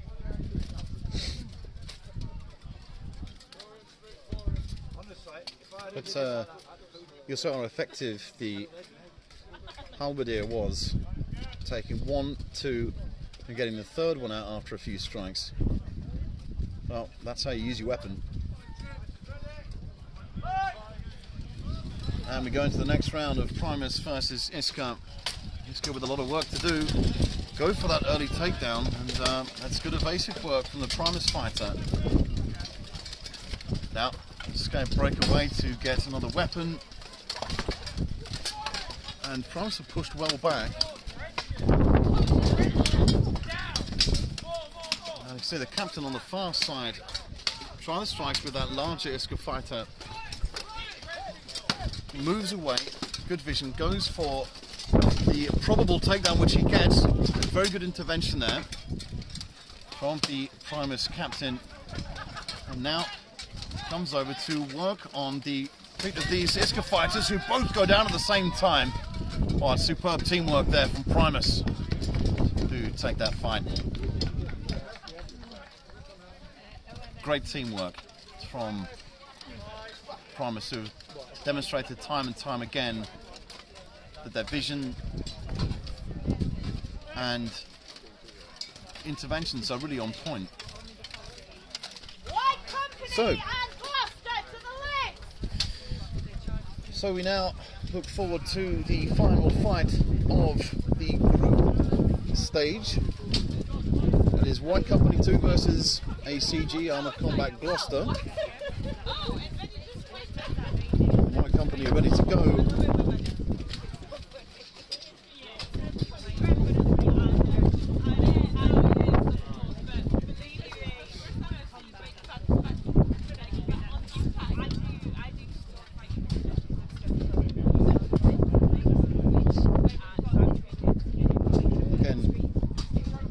Favourites for this fight. We have to put it down to White Company. But again, ACG are the less predictable. Sometimes the strategies don't quite work, but when they do, they're extremely effective. So I wonder how White Company are going to start. I get the impression that they're not going to go for the two along the side, one in the middle start. Favouring, as you can see already, they have one slightly ahead, and the halberdier slightly back, still in the middle. On the far side, I think there will be a hold to the side of the list, which will mean that the runners can actually choose where they go a little more easily, but they will be chased down by the ACG fighters, who don't quite have the same defensive technique and manage to cover their fighters, although their running is very effective.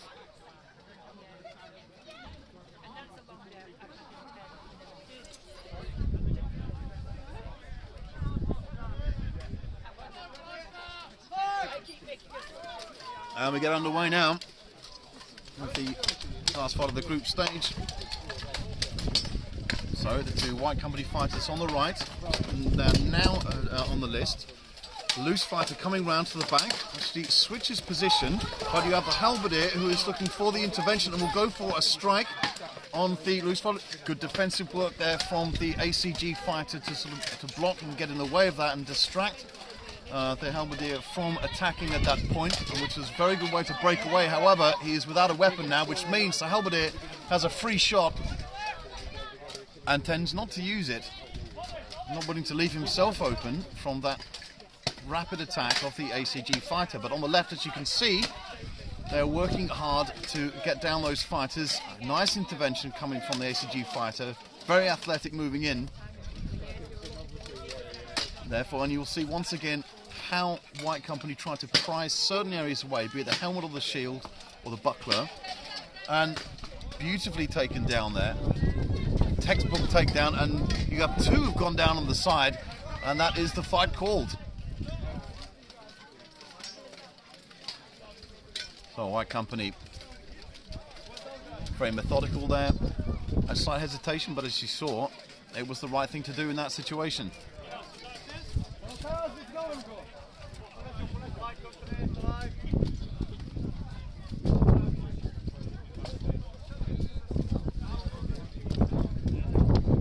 So the wind has picked up a lot in this area. We're not quite covered by the rain. I think we might get away with it today, but there's me tempting fate again.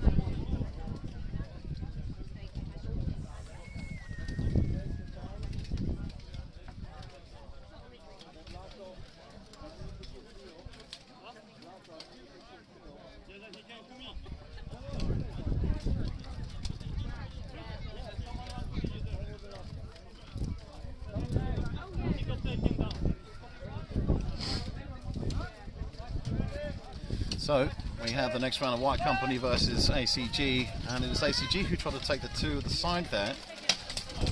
So the aggression comes in, and again the switch, which is a great hook on already, all the way to the back here with the Halberdier, who looks again to push away the helmet, away from him, putting him at full stretch, although he is latched around Pavel Korczak. Great takedown just behind him, as you can see.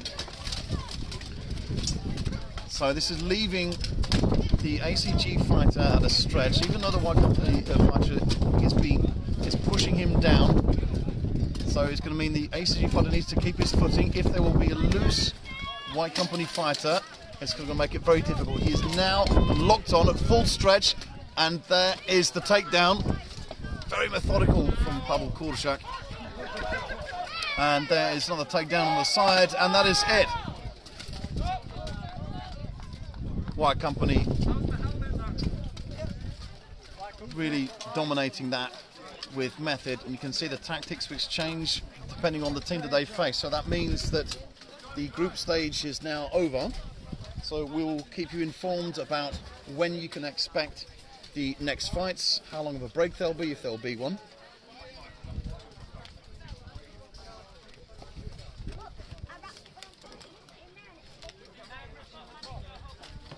So White Company in both groups dominating.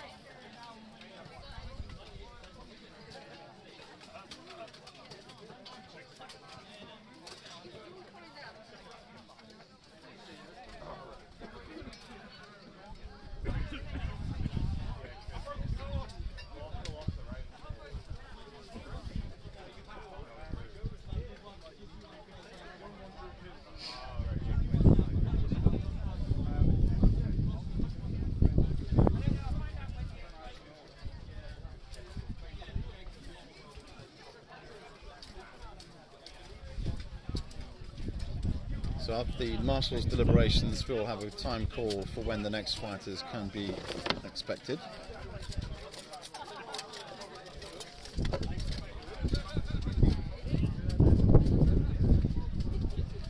In any case, it's going to be between 5 and 10 minutes. The call has not been made as of yet.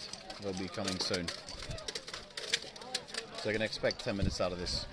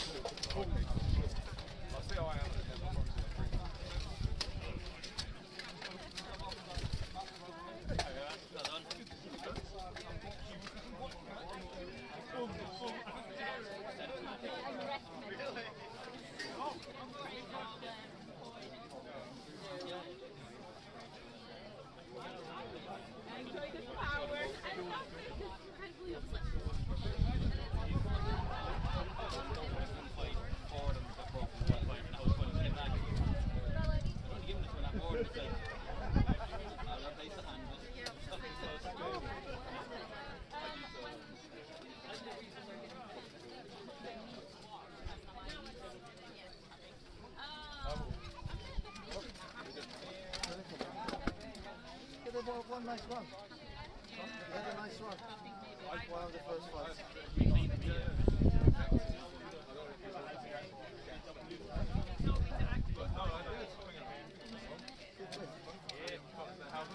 Yeah, it turns out I've done more damage than I thought I did. Yeah, you have. Broke the buckler, split the armor on the knee. Which button? Jake's buckler. So he got disarmed with the first hit, and then with the second he got his buckler broken. Said I can sign it for him. It's my birthday present, so you know I'm enjoying it. Yeah, good man, that's cool. I'll see you later.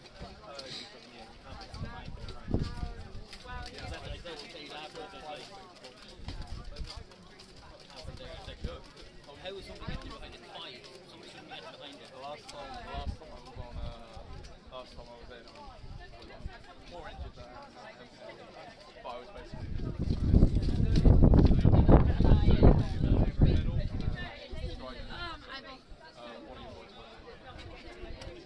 What if I was like, but yeah, I got I was like, the just like, great time. Oh,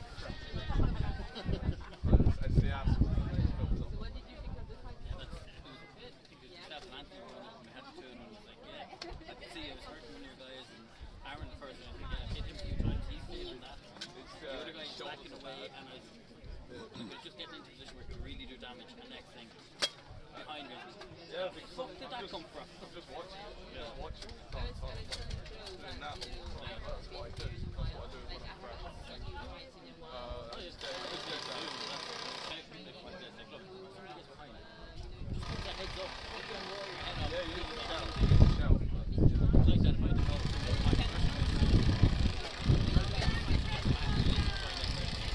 Oh, I know. The guys are a bit How much are you? and you take your focus back to like, okay, where do I go? Where can I help? I think you made a lot of progress on this.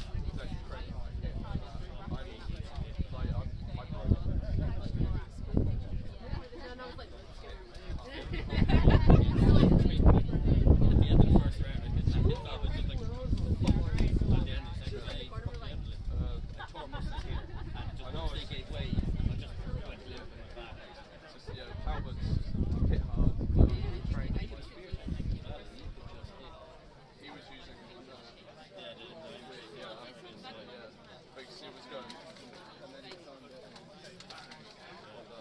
It's just how I found it better to use helmets. I've had a couple of trainings using helmets, and it's like something because it's just one is a helmet. If you're a good helmet, use a helmet, and that's pretty much what training is. They all use helmets. We know how good we train. They might not be bottom or top guys, might be bottom, but they're probably definitely the best.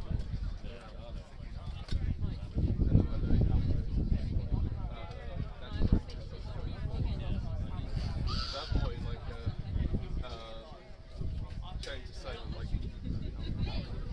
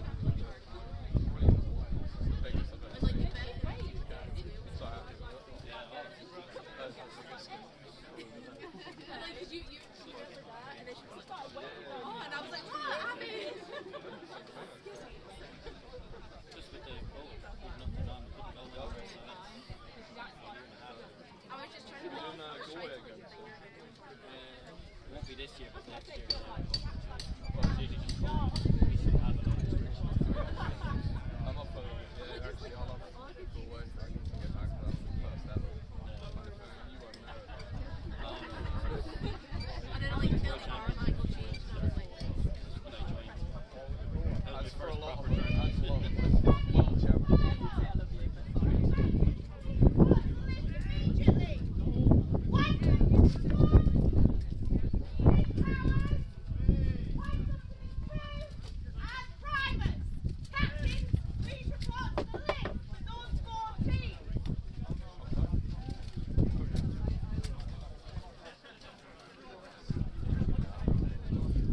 Oh, you're feeling it. Good to see you. Are you staying here tonight? Well, I don't know, you're going to stay here out here. Stay the night? Well, I'm not staying here. Like, the rest of the guys are driving on the road. I'm just staying here. I'm going to go see my dad. Yeah, my dad's an hour and a half away.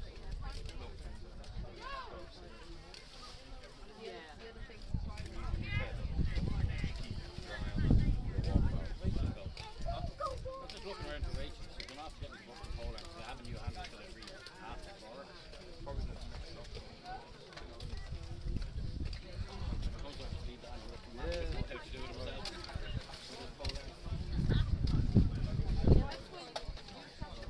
What looking at?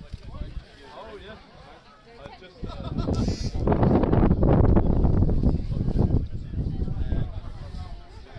They do laugh. I do like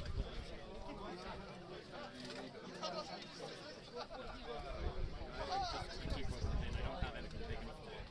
So I just keep it.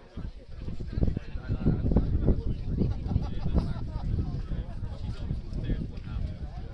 What's I do need the other half as well. Perfect. yeah, cool. What's Is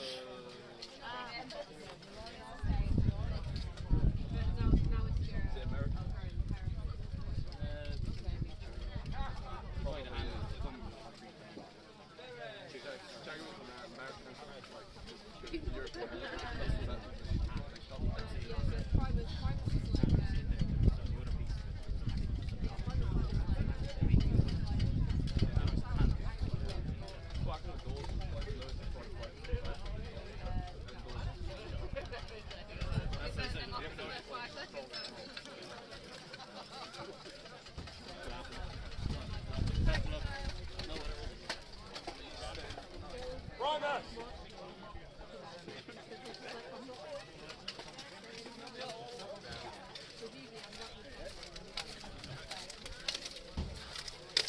That's where it's it. The majority is over here, Barn.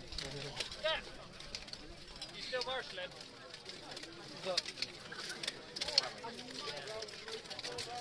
What do you need? A new Robbie dog. He's the same size as me, so he shouldn't. I did.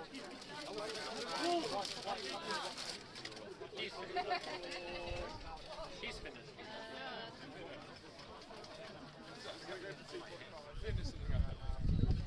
We're starting a little bit earlier. 2:45. Yeah, 2:45. We will start with the round robin, which is the final. Don't let her hear me. Thank you. That will kill me. They both will. So, for those of you who didn't hear that, we are 10 minutes before we start. So there'll be a round robin. I'm expecting you to go. And the White Company have just fought against Primus. They'll be fighting up next. So about 10 minutes. Don't go away.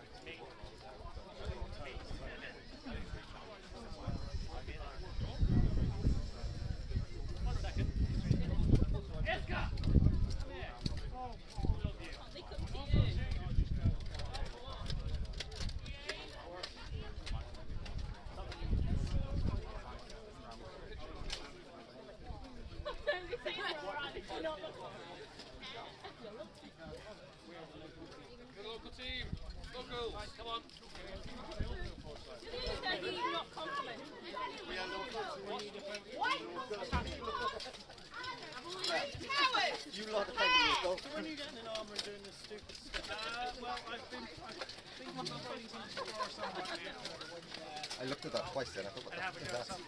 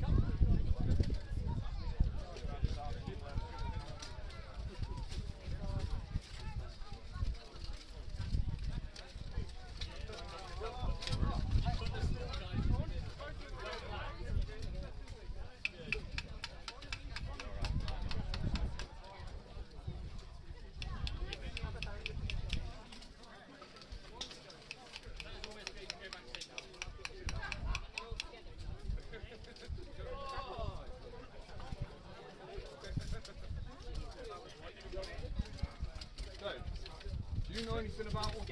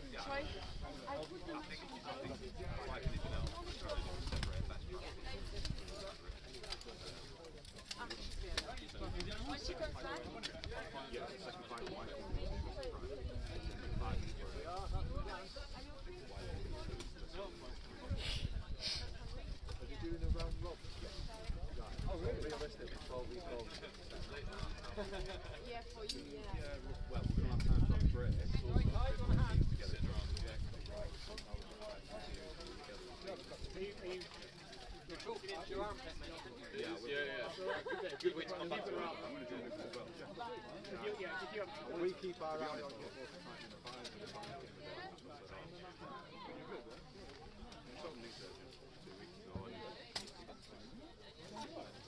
No, I went private to get set wherever I needed it.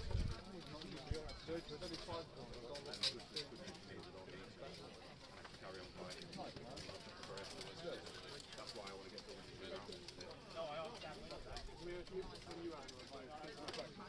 Yeah, but it's something we need to bring. Let's go back to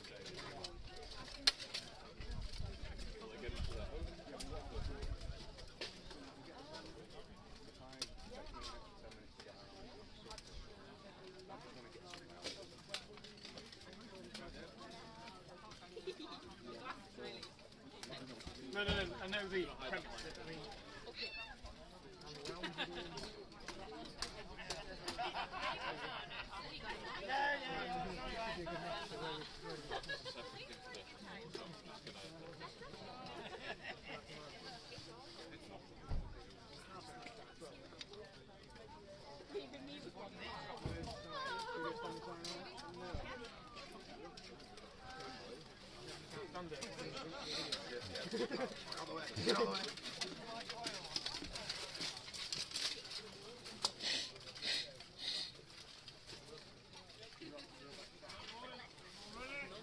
So you join us once again for the first fight of the final fights.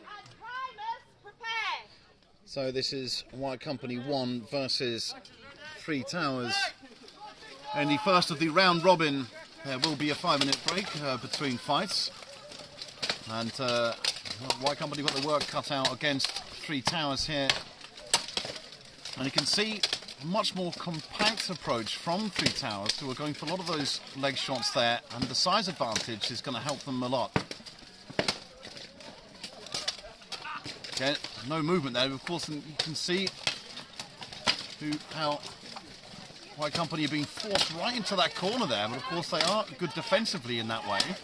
So there's a great takedown there for Three Towers already. They've taken down one of the less experienced White Company fighters, and the leg charge there, again, not used in the most effective way. I think there could have been a much better hook there and get round him, because he hadn't seen the approach of the Three Towers fighter. Whereas on the other side, of course, you have one Three Towers fighter who's really in trouble with Lukasz Kowal. Closer up here, however, you can see that there's now a breakaway, and although the leg work is really quite something, they've both gone down. Well, this puts them in a difficult position, and now you have this giant Three Towers fighter who has lodged the White Company fighter into the corner, and well, they're in a good position here.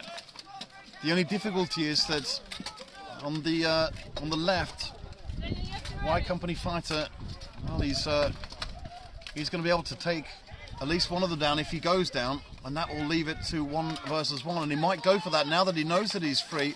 He's trying to break away through the back and jump through. So you can see how he's being pushed into the edge, sandwiched between those two fighters, and they are now attacking on him.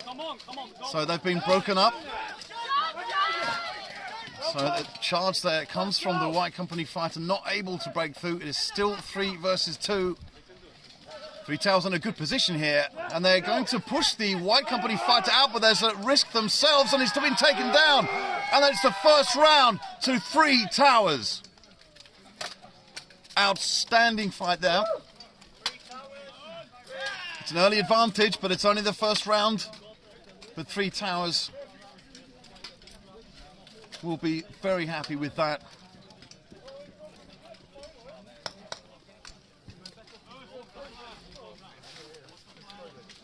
So, White Company are going to need to rethink how they approach that.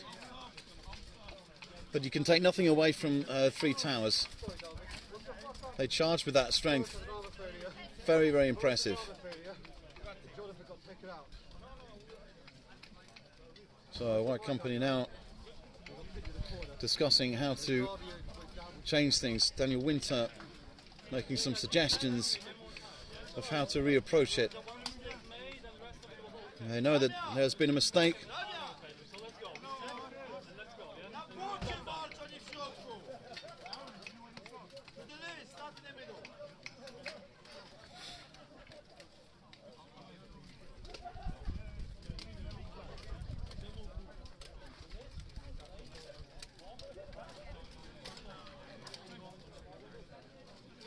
So the acknowledgement that mistakes were made. Well, that means that we'll be right back into this, and I think they're going to need to use some of their speed. Some of the vision of White Company, well, there's no mistake there. It was certainly on point. And perhaps some sort of defect in their movement. But let's see what happens in round 2 of White Company 1 against Three Towers. The charge comes right back, and that's quite dangerous work. A good strike in there, but White Company are so good at latching onto that list whenever necessary, when there's a charging fighter. Really good work. And now you have some difficulties on the right because the White Company fighter and, in fact, the Three Towers fighter are without weapons there. And I think he's going to go down here. Seems to be some discomfort there. So weapons are down. Clinching is all with each other at the moment. But of course, while there's that big group clinch on the right, on the left here, you can see the angle of the arm of the White Company fighter. So, hemmed up against the corner, the Three Towers fighter is going to find that quite difficult. Strikes coming down on the fighter who's putting a lot of weight, and they've needed to separate the fighter. Now they're going to get one out. They're very, very close to it. So that's a good takedown from White Company. Some great work. Boas is going to swing for that fighter there. He's going to have another go. Chooses his opponent carefully, who needs to move out of the way, and he does so effectively. He charges in, but again, nothing coming from that. And it's a slightly wasted charge, but it still comes from the back. And nice strikes coming there from Bohus, who takes down another fighter. White Company now in control of fight. This is much more what they wanted to do from the start. This is the White Company that we know. But again, they're still working forward, and they've been taken down. So that is another Three Towers fighter. Just 2 remaining. White Company can afford to regroup and find out where and how to take out the last fighter, which they do, and the round has been called. Some good work from White Company there, and the Three Towers fighter in some discomfort. In fact, 2 of them seem to be in some discomfort on the ground there. So Marshall's having to check quite carefully what has happened to the Three Towers fighter, but they did take a lot of aggression there.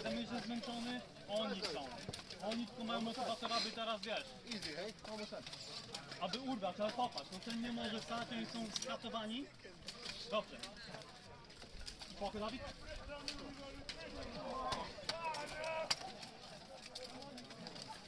So, as it appears, there'll be one of the Three Towers fighters who'll be going out. So a substitution there is.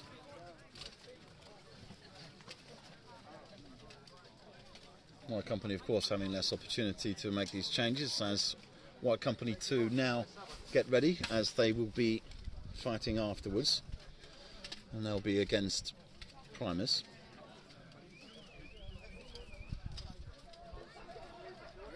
So it's 1 round each. And makes you wonder what else Three Towers have got out of that. They really took a hammering in certain places, but White Company worked for it. They were just much more organised in terms of their movement as well as anything else.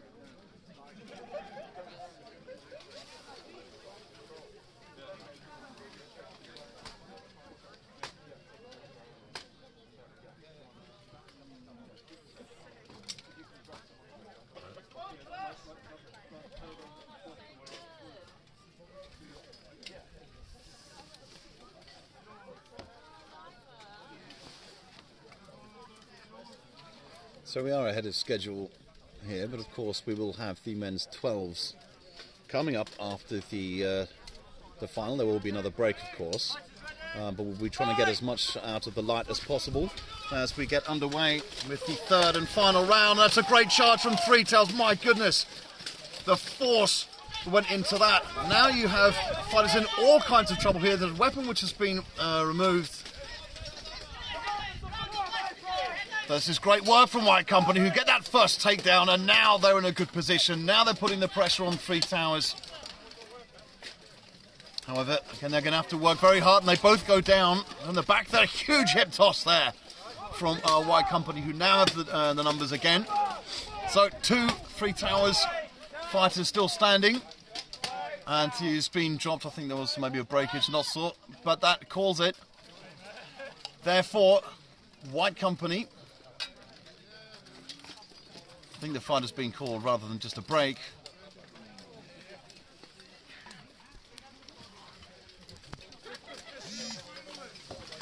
It certainly seems so. And yeah, has been called, so the victory goes to White Company. So after having that very difficult first round, which they lost against Three Towers, they come right back, reorganised themselves, reset, got back into it, and proven why they are the best. Now we have White Company 2 entering the list, and they will be against Primus. So yes, they have already fought once today. And yes, White Company did get the victory, but never say never. Primus have demonstrated some very good vision, movement, and of course they're here in this final round robin for a very good reason.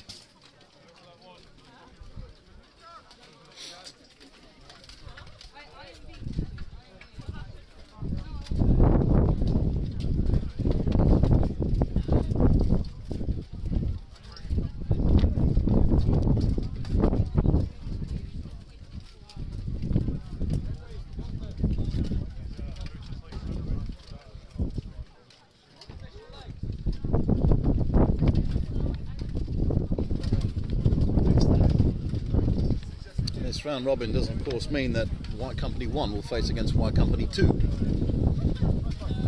That comes about, so that will make for a very, very interesting fight.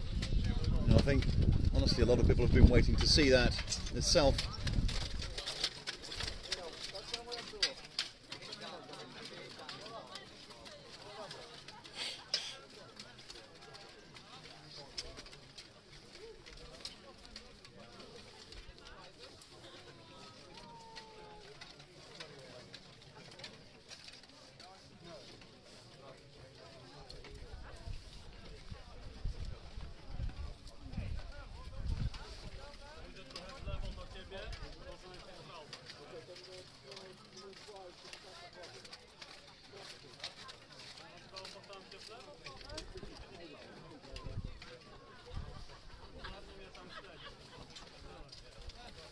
White Company well aware of the mistake which was made from their teammates earlier on,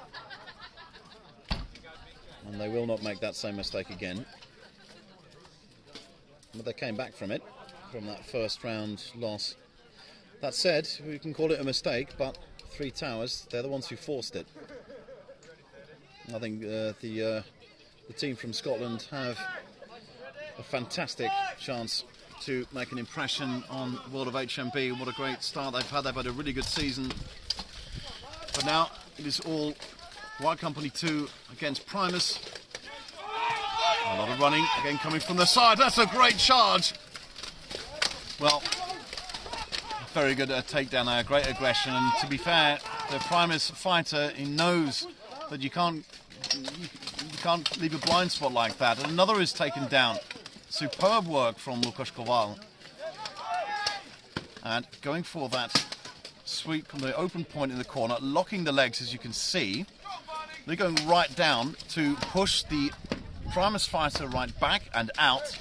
And there is another Primus fighter take out, so the fight has been stopped.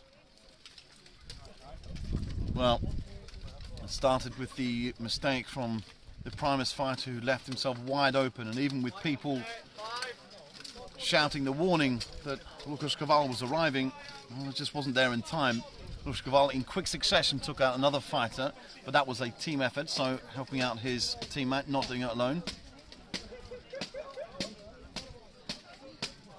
And the pressure that comes out, you can see how far the White Company leaned down. It's not just the weight, but it's also the angle of the lean that they had. So when they pull down at about a 45-degree angle, it leaves their opponent at full stretch, making it very hard to get back up. Also taking care of how their knees are close to the ground, not moving in too far, so they cannot be counter-attacked and they cannot be held against a counterweight. This is something that we've seen in Prime and all the big tournaments, including the Buhurt Masters tournament, which is in Italy this year. Primus, however, they are getting ready for the second round. They'll be looking to get into a fast start with this. So we have a slightly less aggressive start this time from White Company, just waiting for Primus to break through, and they do. And there's a charge which takes out Łukasz Kowal into the side of the list.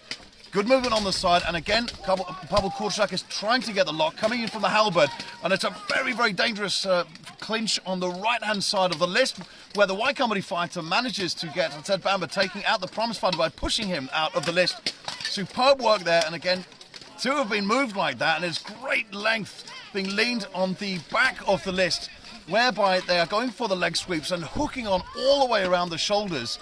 Big strikes coming down on the back of the Primus fighter on the right, but they are still holding up, and that's great balance. However, he's been pushed out. So, working a lot more frequently, the White Company fighters to push out rather than strike down, but they do have the precision shots which make it count. And you can see it trying to get a grip on the back there in the list, not able to do it. Some great evasive work from the Primus fighter, but it doesn't change the fact that there are still two White Company fighters who are now going to try and take out that leg by striking it. And you can see there Halberd getting his weapon back, and now it is free, but he's been dropped. Therefore, it is down to the last two Primus fighters. So, White Company still have their full team. Again, carefully observes on the right. The strikes are coming in, but they're not working as yet, so he tries to move in closer and put the fighter at a stretch. Whereas on the other side, there is a great balance from the Primus fighter, but that's him gone down, which will call the end of the fight. White Company with a 2-0 victory in terms of rounds, with all fighters standing.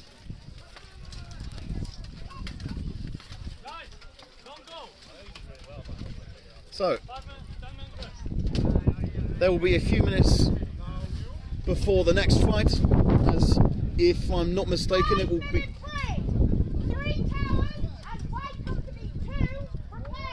So, White Company 2 will not be going anywhere. They will be in the list after a 5-minute break, and they will face Three Towers.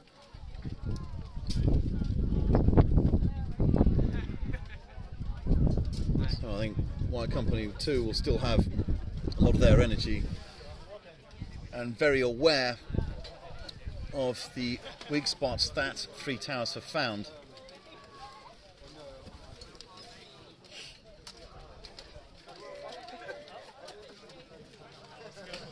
So, we'll be back in just about 4 minutes for the next fight.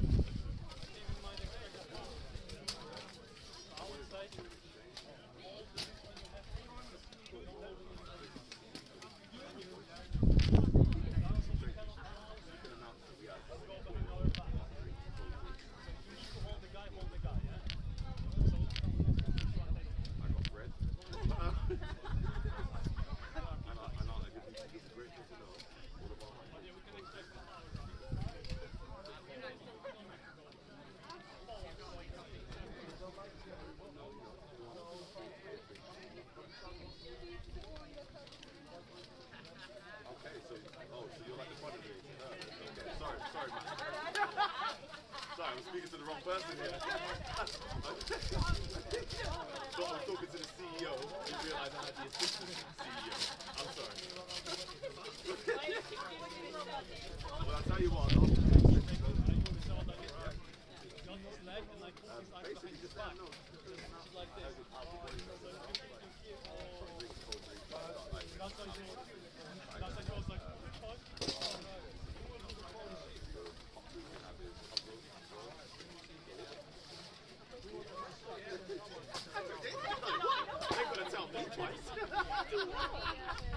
Ladies and gentlemen, I have just been made aware, so I want you to know as well. We have an amazing food stand over here that is doing hot roast sandwiches. Yeah. Cold drinks and a little bit of alcohol for those who finish late. Get yourselves over there while we have a quick break. One of these drinks to come, please.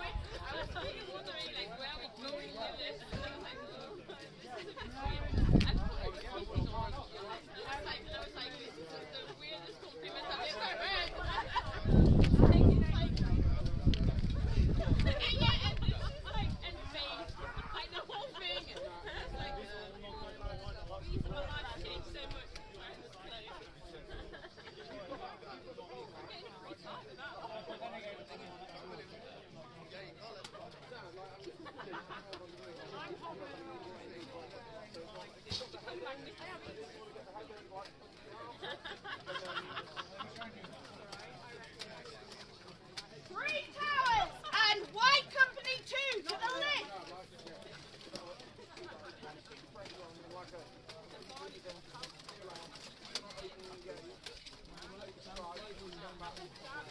All the way down. I was like trying to get it off so I could watch the fire.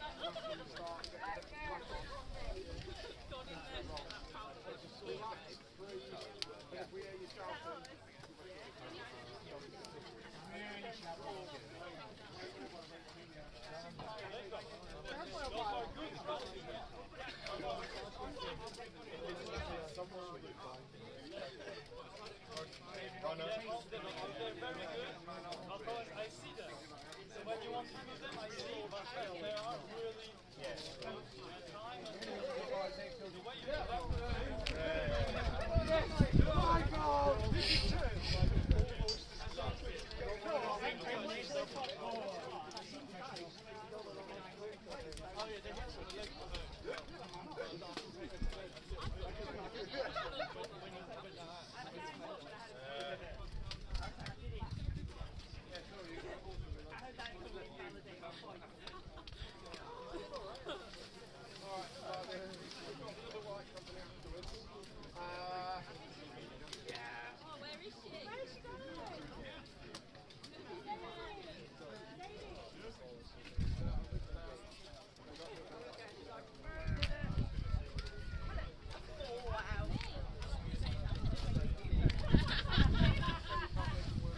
So, boys and girls, you rejoin us now for White Company 2 versus 3 Towers. And this is the another part of the round robin. And I believe that the next fight will be Primus versus White Company 1, I think.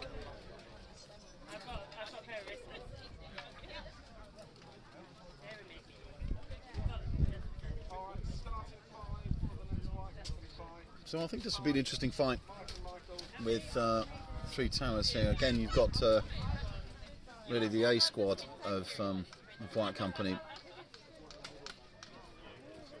But, of course, the other team did suffer some difficulties against the three towers.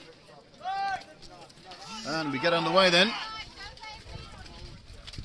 And you can really see the height difference between White Company. Again, once again, the rush goes in, but I think the three towers fighter is going to have to get him a lot closer than that, and ends up in a headlock right into the dragon's mouth. And as I said, damage halberd there.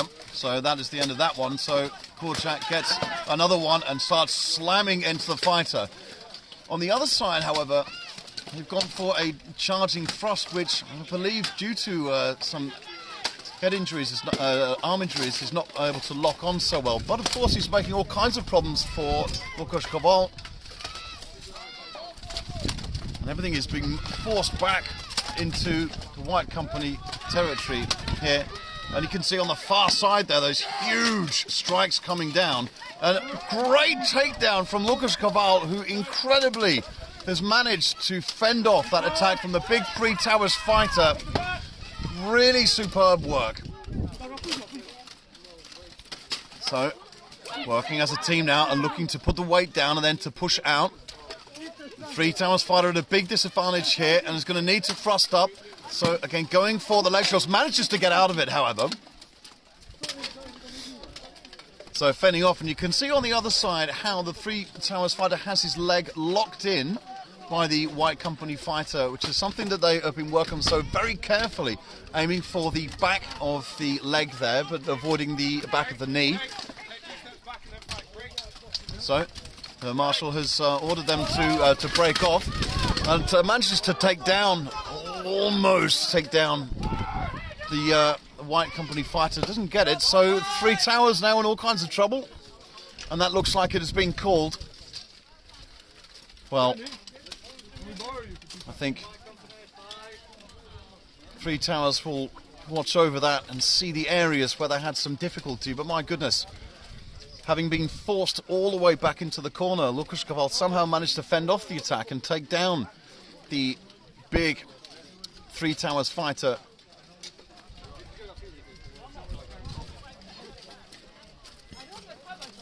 Well, it doesn't happen very often, but that's what White Company do best. And it really goes to show why Łukasz Kowal is such a champion at 1 versus 1.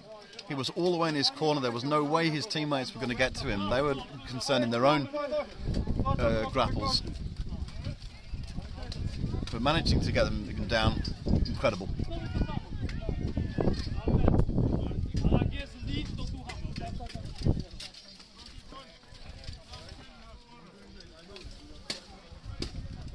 There's been talk about the return of the runners, the smaller fighters. Really seen it. You certainly wouldn't want to call Łukasz Kowal a smaller fighter, but he's got that run, he's got the incredible speed. And he breaks through to that corner. I feel that the three towers fighter gave him too much space. He went to the corner, so he was safely on the list, but he was given too much space to go for that other charge, which he did, and successfully managed to thrust the three towers fighter into a headlock. Goes through it again, to the back, and again gets that easy move, and it goes straight to the halberd. Exactly the same manoeuvre. It works every time. Three towers have given far too much space to White Company there. They have not read it quite well enough, but they haven't suffered from it. Well, they do have a lot of pressure coming down on one of the fighters who's gone down and been taken out. And so now, some great, awesome work there from Ed Bamba, who comes straight in after a huge throw. Takes down, well, I think that was actually a bit of a late,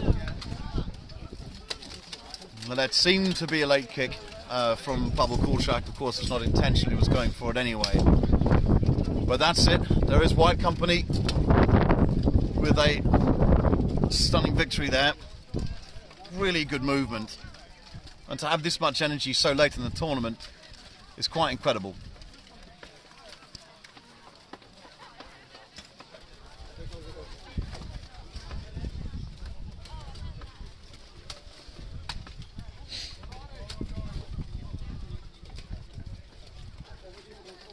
So we now see Primus preparing to take on White Company 1, who are just in the middle of swapping tabards.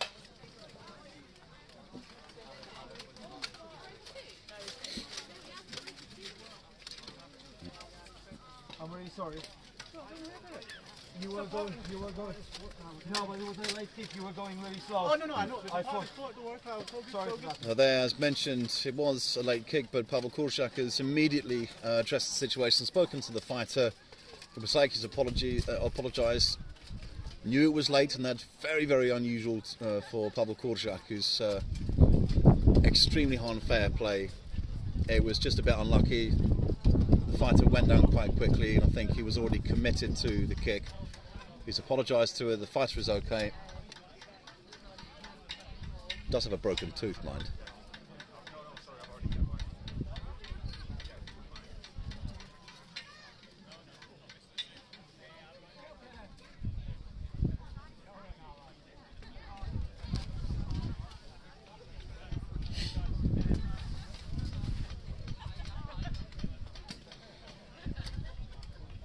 And just even that outlines the difficulties that the fighters have. The kick was late, yes, but he was already committed to it. And once you're committed to it, it's so hard to pull back, to retract from that. And it's not like there was a second, and it was really a split second, ever so slightly late. And this is, again, the fighter is not penalised for it because it was not intentional. It was unfortunate. So we go now into round one of White Company 1 and Primus.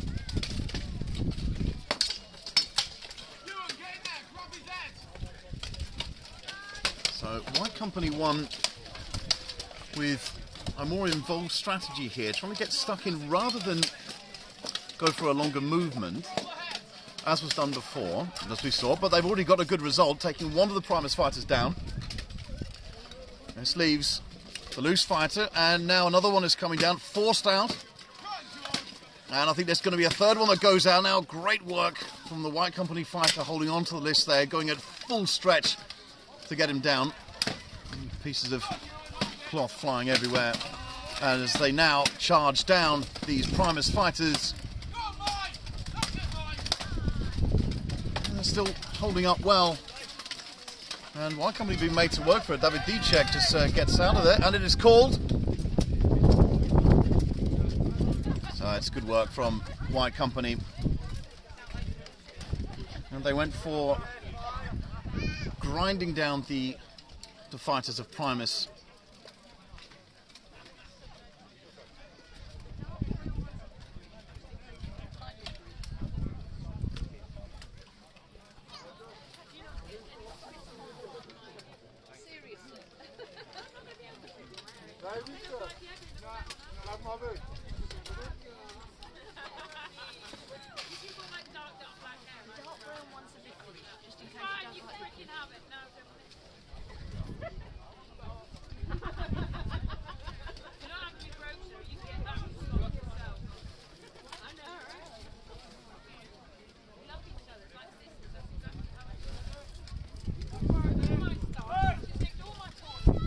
Round two now. White Company, cautious stance at the beginning. Loose fight on the left from Primus.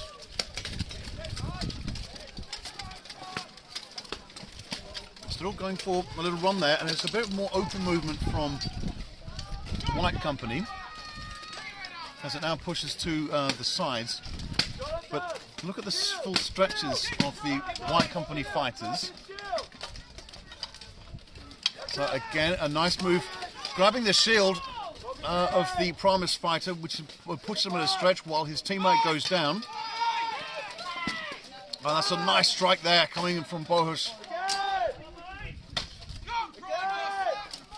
Well, a strike comes down, and surely that's going to take them. But it takes them both down on the left. There's movement coming in. But again, you can see the charge is followed up with a lock. And that's really a tactic that a lot of teams need to take on. These empty charges which slam against the list, they just go nowhere. And that looks like it. So that is a victory there for White Company.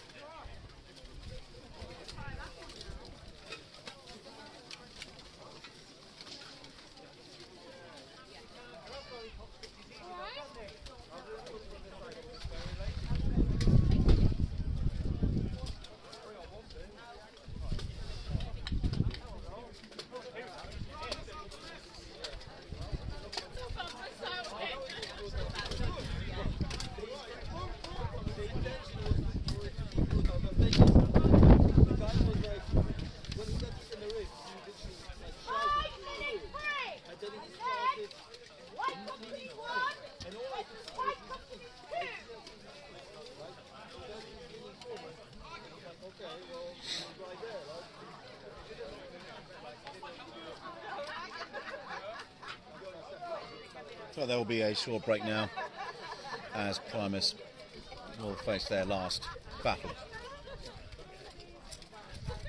But we still have claws, we don't want to fight each other.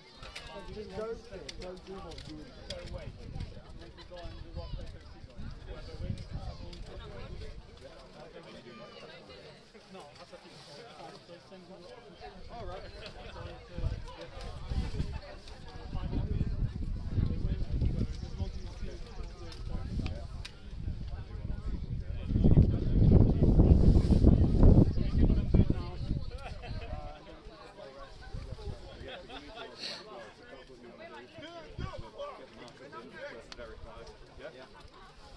So So I think there's been a request from White Company to do their fight now, so Primus have more time to rest for their fight against Three Towers.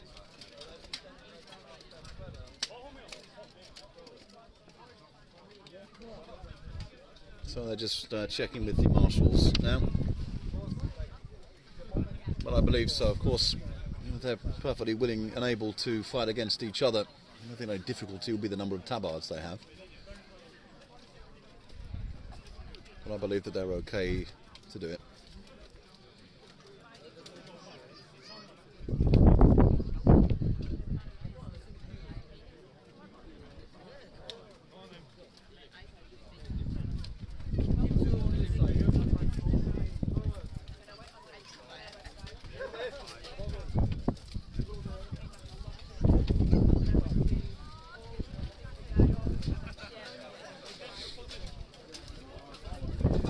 So maybe they're not fighting.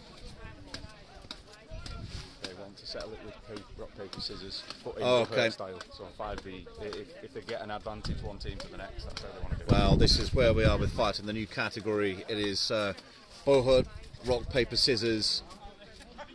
This is where the psychology really counts. Already on the right. There is a victory.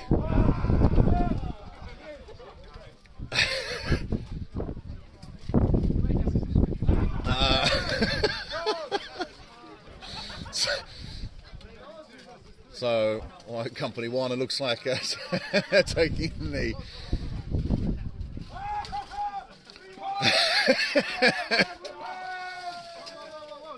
No, not yet. I think Pavel Kurzak is celebrating too early here, but it's not over yet. So it's all down to this. David Dicek is ready for this. It's a defining moment in his fighting career, and he's lost it to Pavel Kurzak.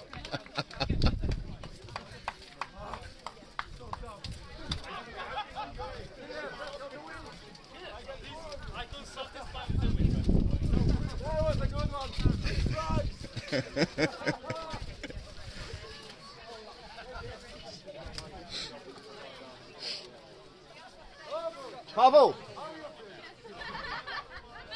Pavel!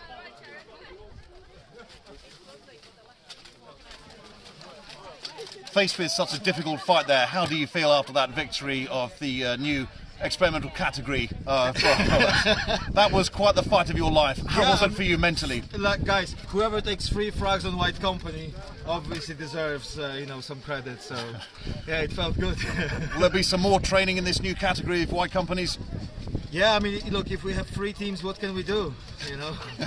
Amazing. Thank you. Anyway, back to more serious matters. We have the final fight of 3 Towers against Primus.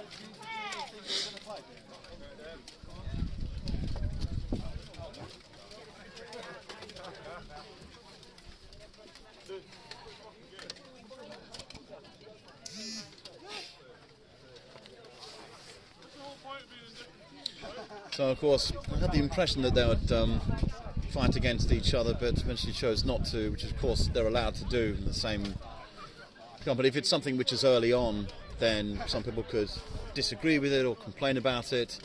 But, of course, it's the final fight. So, and it was pure luck, so there's no strategy about it. They didn't decide to sit one team down so the other can get the win. So the marshals agreed that was fair.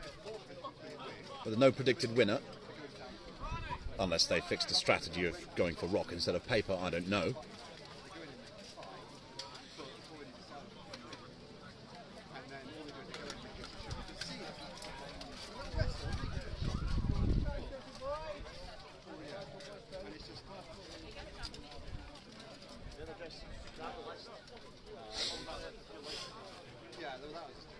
So we are ahead of schedule here, which is good news, as the 12 versus 12 will be fought under the light. Of course, the nights are drawing in a lot faster now. So for these outdoor tournaments, it can become quite difficult. But I think with this, with us being ahead of schedule, that should be perfectly good. We do have lights here also, in case time went over.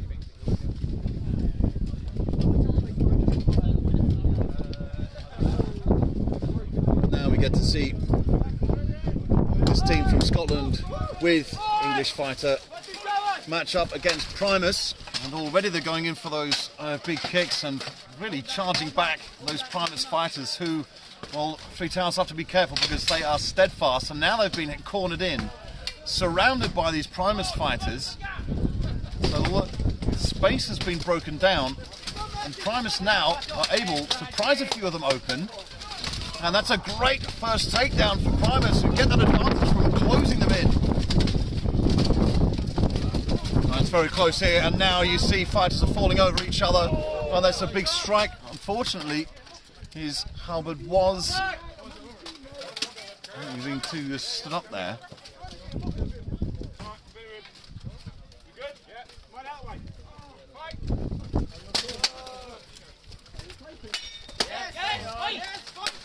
So, again, 3 Towers here have been stuck in the corner, and you've got one down, so that'll be called. Well, superb work from Primus there. I can tell, like, my phone's broken.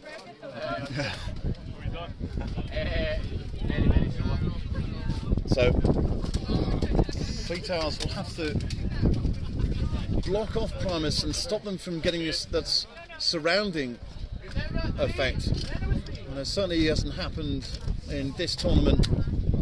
But Primus there able to capitalise on a really naive strategy, if I'm honest, from the 3 Towers fighters, who allowed them to come and gave them far too much space.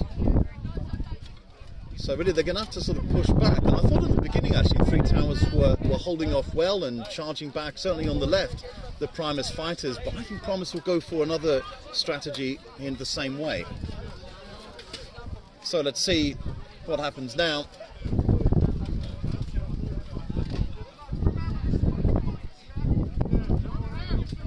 So both teams fighting for this place. Very important match here. This will be for 3rd place.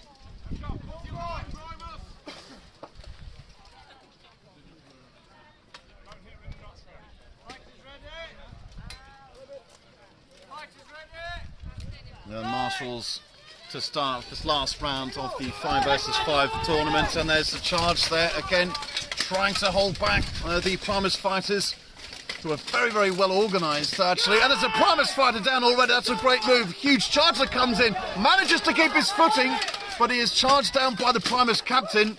My goodness, how he stayed up, I'll never know. But this is a very good start from the Three Towers, but I think there's been a great takedown there. In fact, I think there's been a bit of breakage on the other side. So Primus now in full control of this round, and that means that it's stopped and they've won this fight. Well,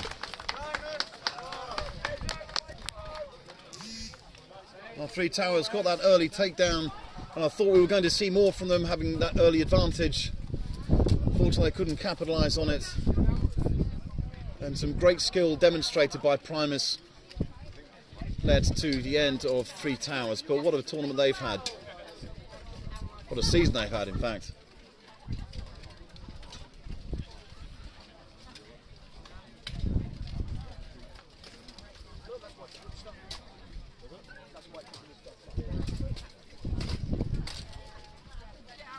So, this brings us to the end of the 5 versus 5.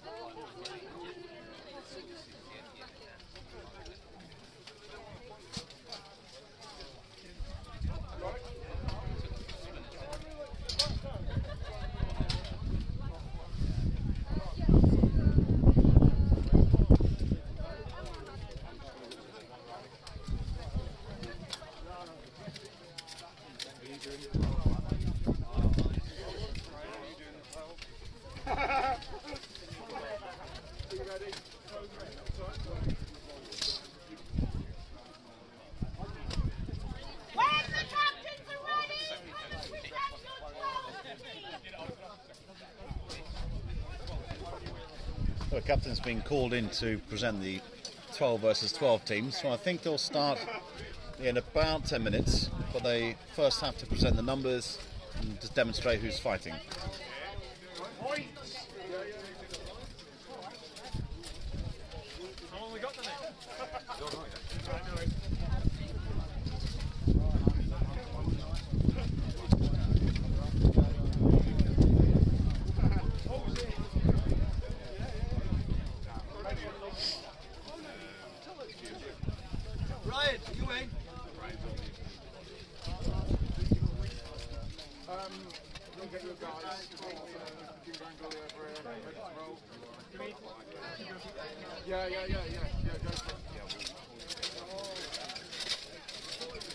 Where's the rest of the boys?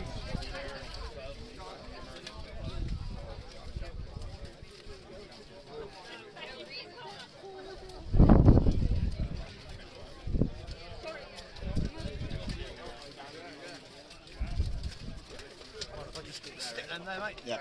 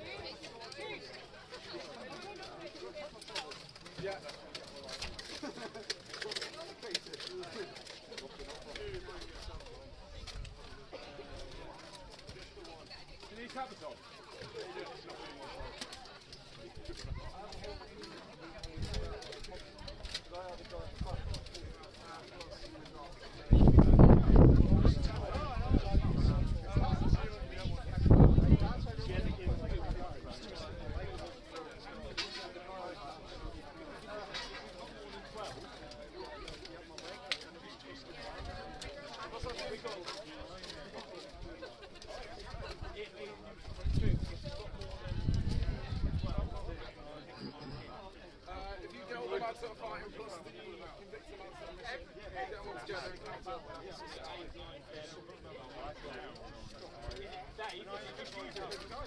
I don't know where the others are. Ryan, are you fighting?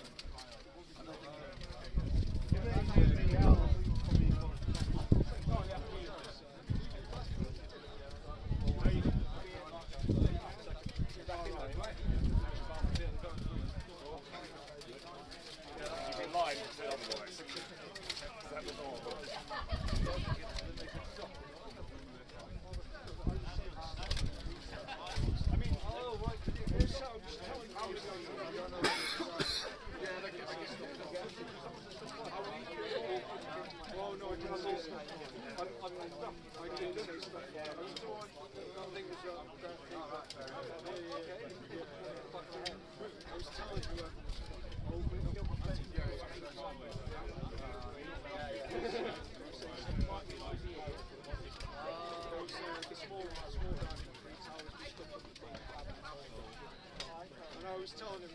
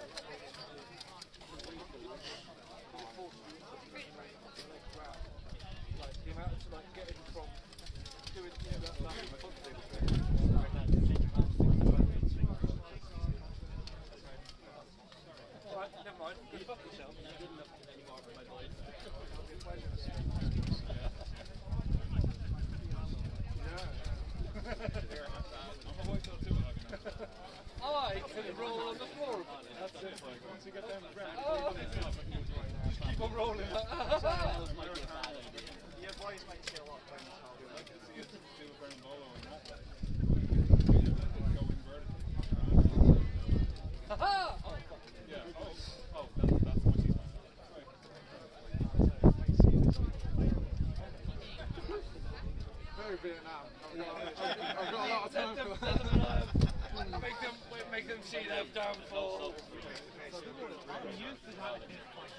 I have not been in a fight yet.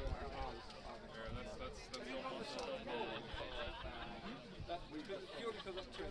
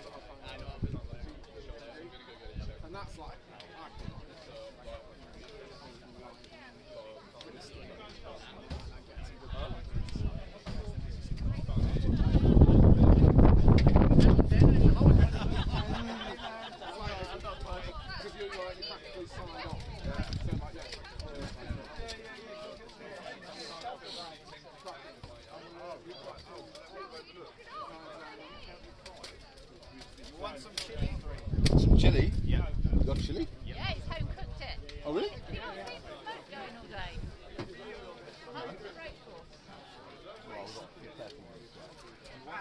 Is it worth having a meeting? That's what I was thinking. We don't know how long it'll take.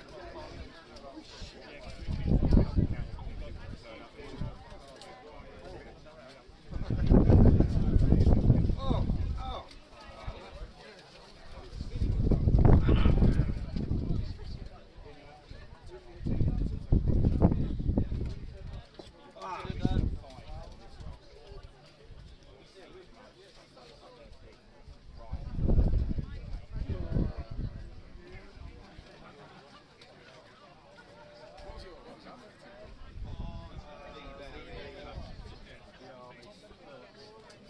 Liberi the Armis.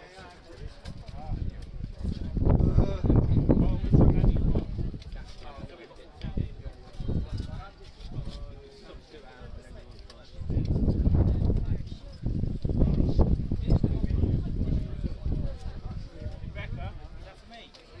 What, Liberi the Armis?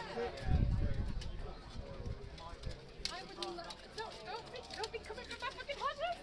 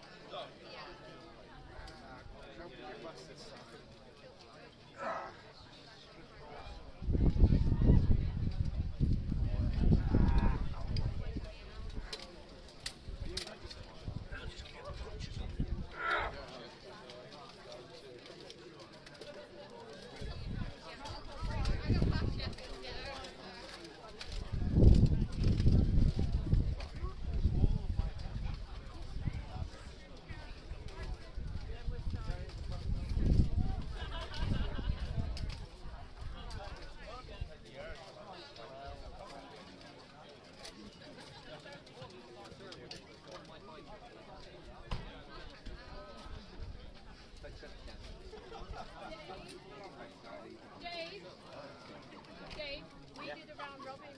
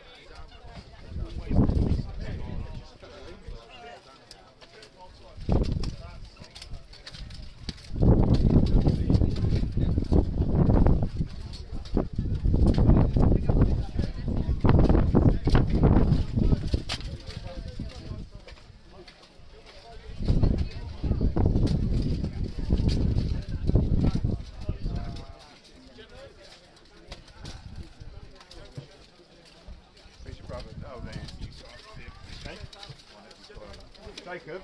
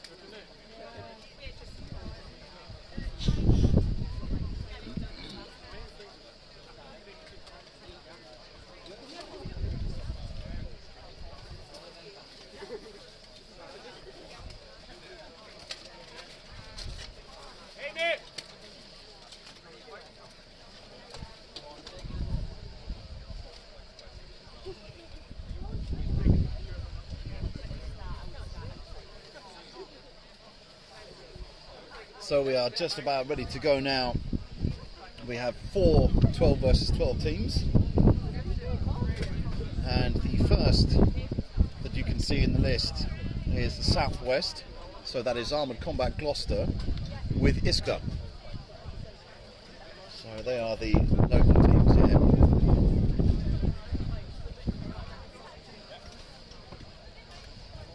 And it's, of course, because some of them even trained together, and it's no surprise that they would be fighting in the 12s for this alliance. And they are first of all facing Primus Liberi, which is Primus and Liberi in Armis. And in fact these teams, well, they fought together for some time. So they have been on the same team, they've mixed, they've changed, they've developed together, trained together. White Company will have their own team, but it appears that they will have there will be fewer in numbers. I believe they'll have 10, but I don't have confirmation on that just yet. So I'll keep you updated on them, but I believe it's only 10. And the final group, which is going to be quite interesting, is the LGI that is Invicta, Three Towers and MACI, the Irish team.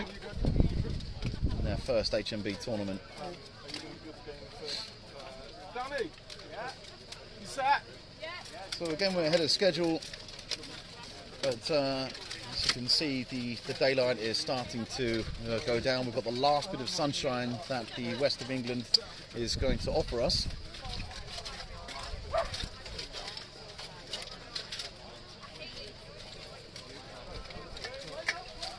But of course, preparations for these do take a bit longer. Of course, the marshal checks are more extensive. You can see already the organiser Joe Booth on the other side is checking the helmet straps of the Southwest team.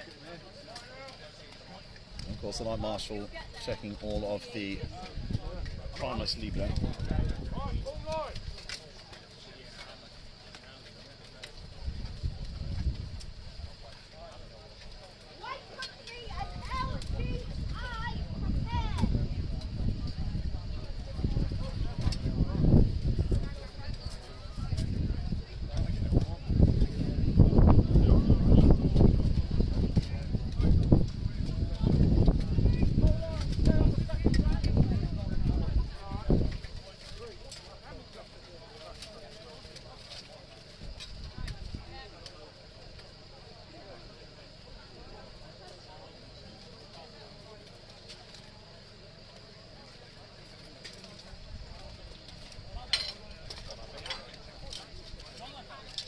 Of course, the 12 versus 12 is now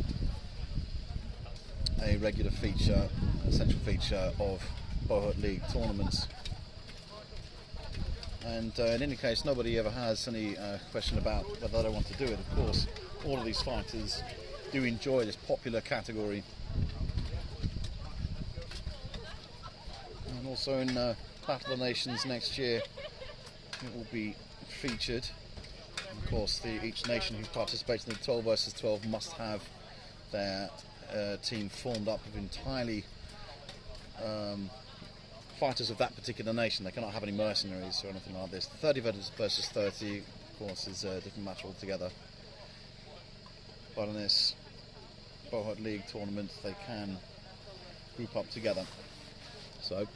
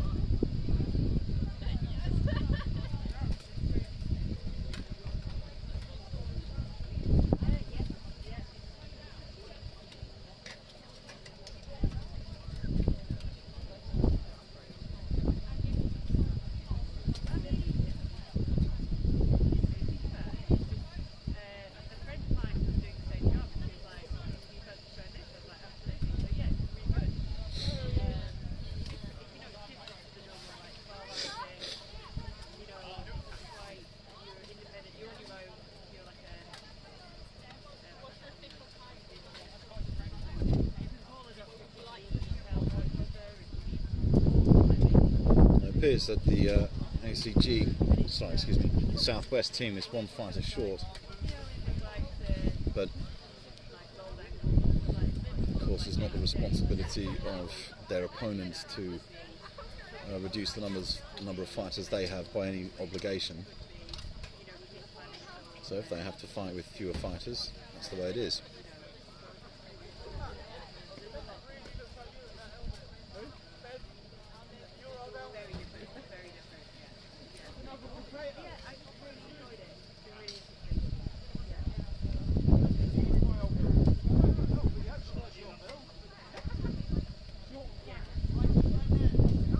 Okay, so we look to get underway at this first 12 versus 12, and I think the teams will be fairly even matched, but you can see there are a number of pole-arms in the equation this time.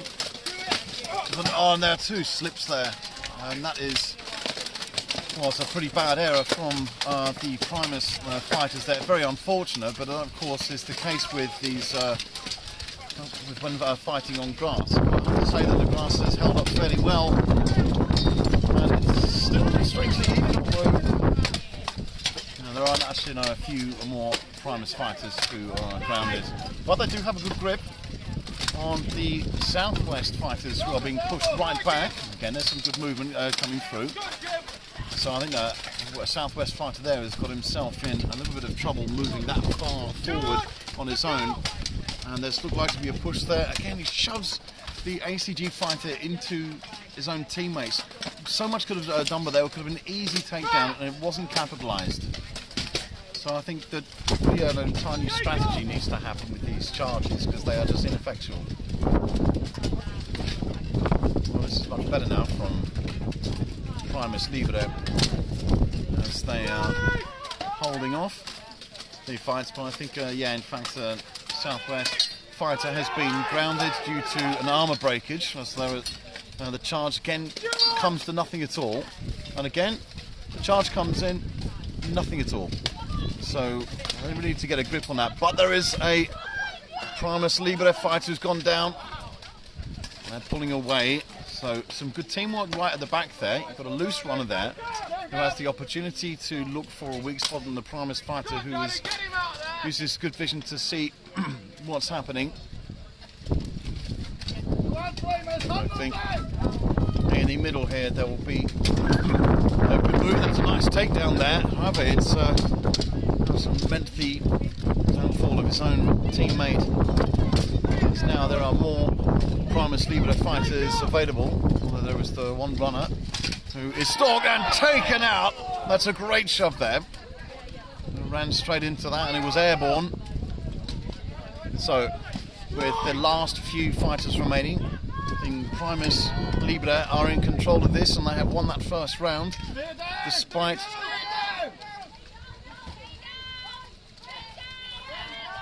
so some fighters not understanding the instruction to stay down so that a count can be done.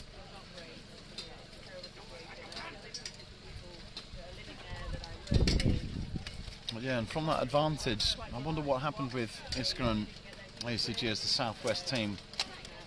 How they didn't get more out of that early advantage that they received. And those two Primus Liberi fighters who slipped down at the beginning, that was kind of a gift.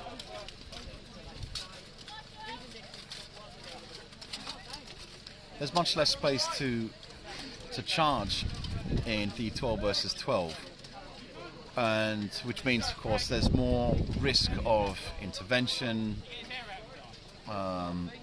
There's more risk of being cut off from the runs, and as you saw earlier, there was this great takedown where a fighter charged but was airborne in no time at all. But even so, I think people are going for charges unnecessarily. There's nothing happening from them. Earlier in the 5 versus 5, we did see a much better use of the charges, where people were hooking onto the opponents and pulling them back. So they're going low with the knee, low with the foot, and able to take to remove the balance of the opposing fighter. But in the 12 versus 12, we're not seeing that. It is another category, and it's another strategy and a way to go about the fight. That said, it's still the same technique. It's still the same manoeuvre, and it's not getting the same results.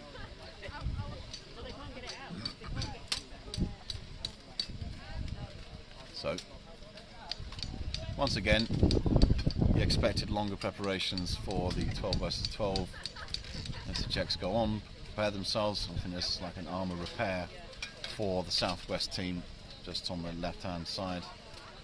As it looks like the fighter is now entering the list.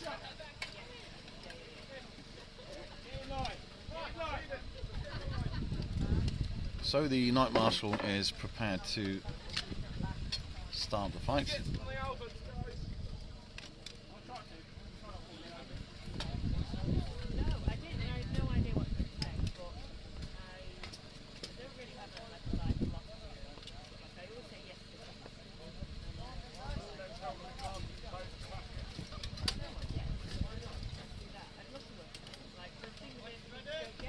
So we get on the way now. Round 2 of the Southwest versus Primus Liberi. Marshals get out of the way. And already an aggressive start from the MCG fighter who goes straight down, however. So right in the lines and sparks fly from the ISCA fighter.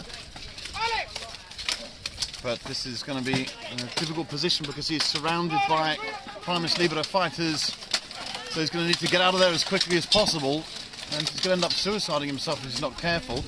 Primus Liberi fighters getting back to their feet, standing up. Having very nearly gone to the ground. But there's a good takedown from the Southwest there just behind. Primus, however, moving around quickly. The marshal getting herself out of harm's way. So still fairly even at this point, but with more fighters crowded. Again, there's always that risk, as we've seen in all categories from the fight. And that's another Primus Liberi fighter down on the left. And the big ISCA fighter has been grounded, and I believe that Primus Liberi have an advantage now.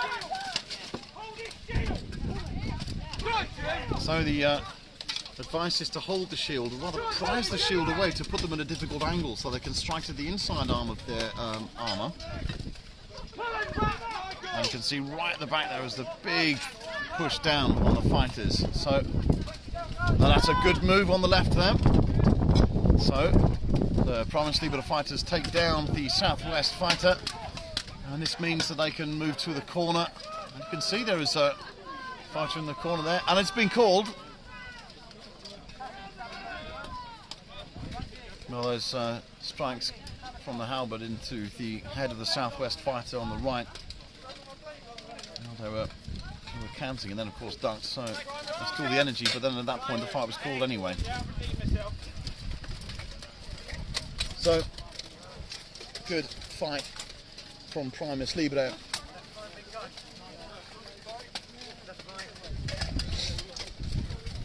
We go now to the second fight, which will be LGI, that is Invicta, 3 Towers and MACI, against White Company.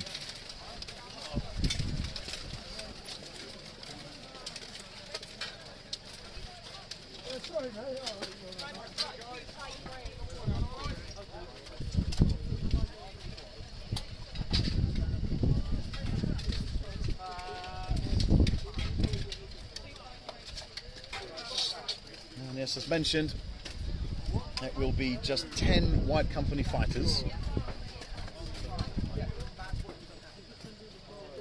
And, well, they were made to work by the 3 Towers team, especially in the group stages. So now they are outnumbered. And they face what has to be called quite a strong team. It'll be interesting to see how this goes.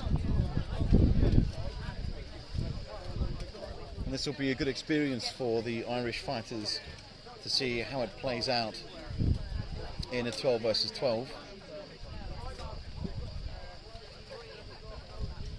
Probably be looking forward to seeing them at Battle of the Nations for the first time ever next year. It's a really big moment for the sport in Ireland, and of course a huge moment for the HMB movement.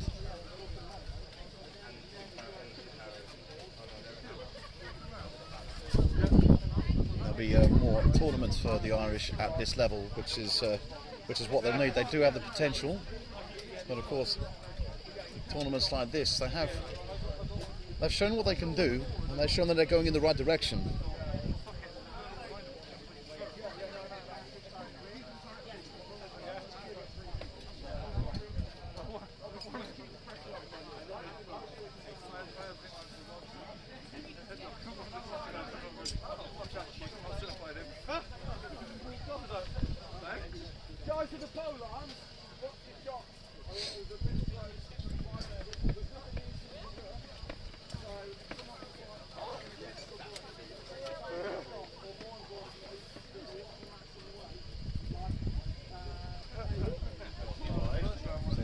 Died down considerably, but it's pretty cold out here at the moment.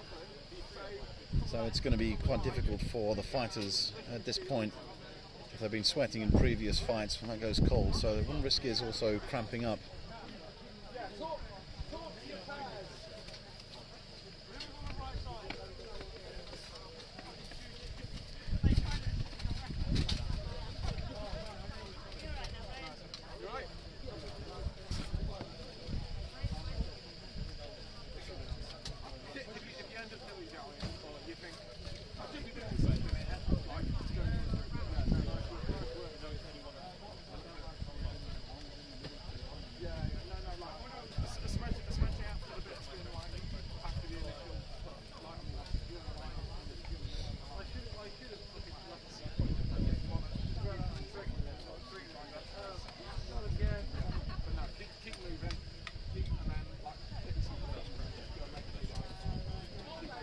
One of the Irish fighters has been moved, perhaps because of the safety strap of the helmet, sorry, the helmet strap.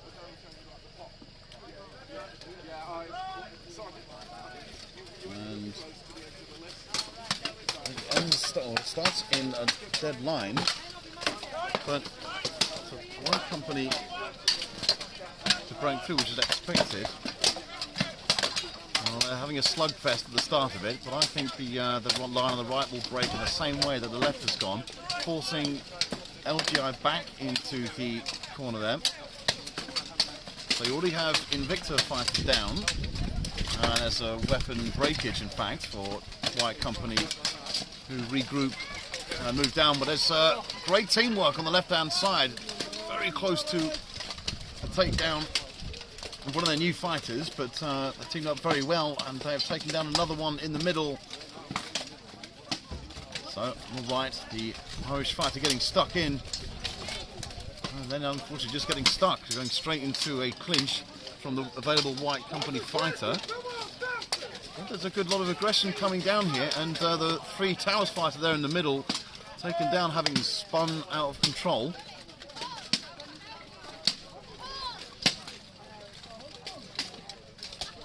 And again, you can see that full lunge that the White Companies use, pulling all the weight down at a very specific angle. And that's a great hit there on the right, taking down the Invicta fighter. White Company really slamming into the fighters at this point. This won't last too much longer. And there it is, it's called. First round victory to White Company.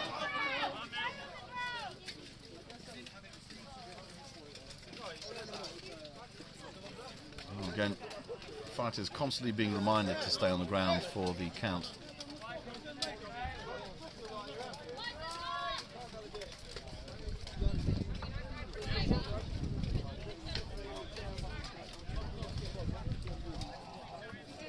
So with their numbers, no changes for White Company.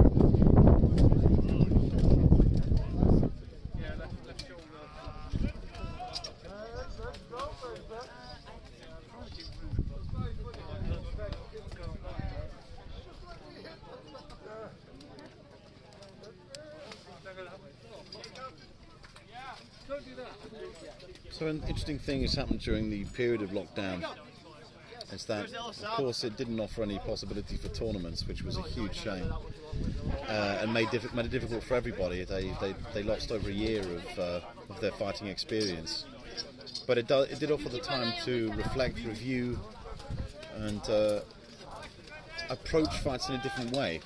So the time was spent by a number of teams to reassess their strategies in fighting, to look at the best teams, to see how they do it, and to think about their personal training. Already two of the LGI fighters are down. There's a nice charge coming in from White Company, and their fighters in good stead. This is nice teamwork from White Company and good communication among one another. He manages to get around his opponent here at the back, again, to clutch in and try to focus on what part they're going to pull at a full stretch. So Korczak going with the punches to the face, but they're going to be looking to stretch the opponent as well. Freeing up his halberd, and that is called to stop. And great victory there for White Company. Pavel Korczak not happy that stop fight was called and the fight continued. I don't think it was intentional, of course. So, very impressive from White Company.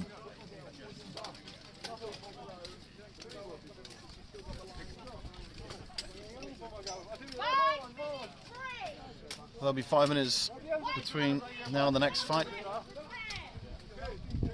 So it'll be White Company against Southwest. So 5 minutes and we'll be back.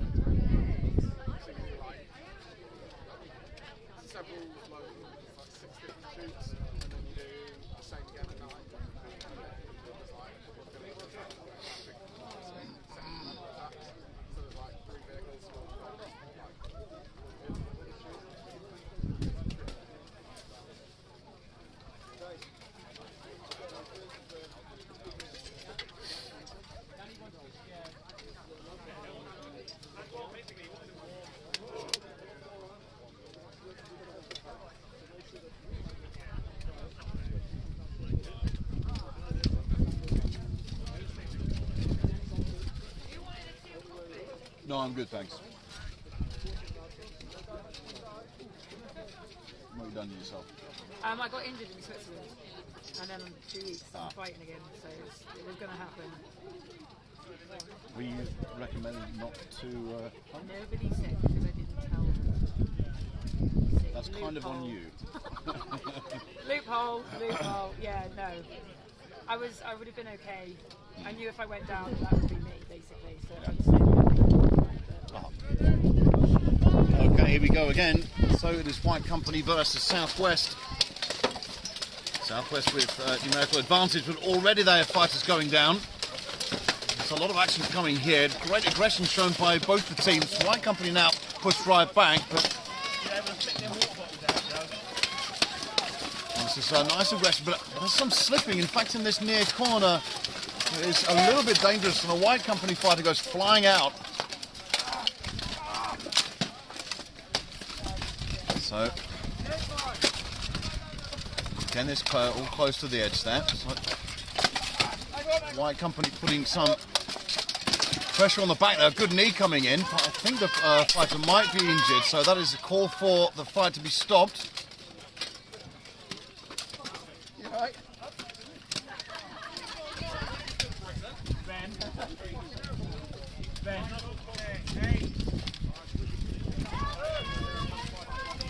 Well,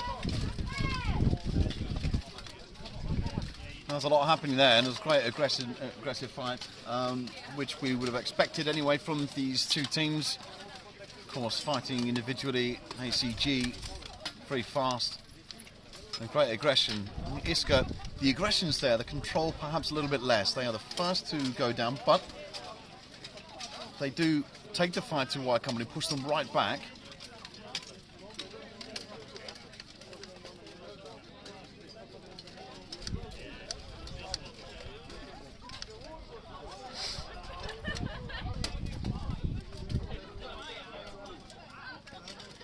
Well, it's at this point that we are starting to be able to make decisions and think about who the most valuable fighter of the tournament is. Certainly, my money's on one in particular. However, we get underway with round 2 of Southwest versus White Company.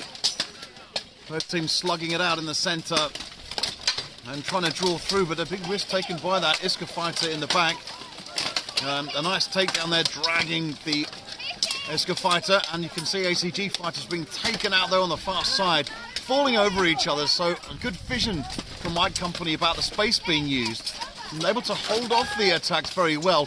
Good teamwork, throwing out their legs, going very, very long with the attacks, and you can see wearing down certain positions of the arm, certain points of the body, so the White Company do so inimitably well. And there's a great, nice moving, crashing to the ground there. So the Southwest have been finished. That has been called already. Well, I think that was not quite late to hear that and to follow through with the orders. But that's a great victory there. Very energetic fight from both teams for White Company. Well, they take the victory.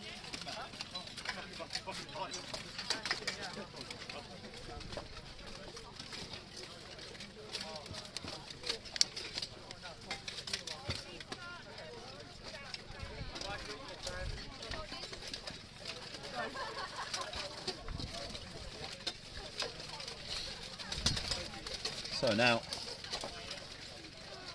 we will see Primus Liberi, the team comprised of Primus and Liberi and Armis, and they will again be against LGI, Invicta, Three Towers and MACI.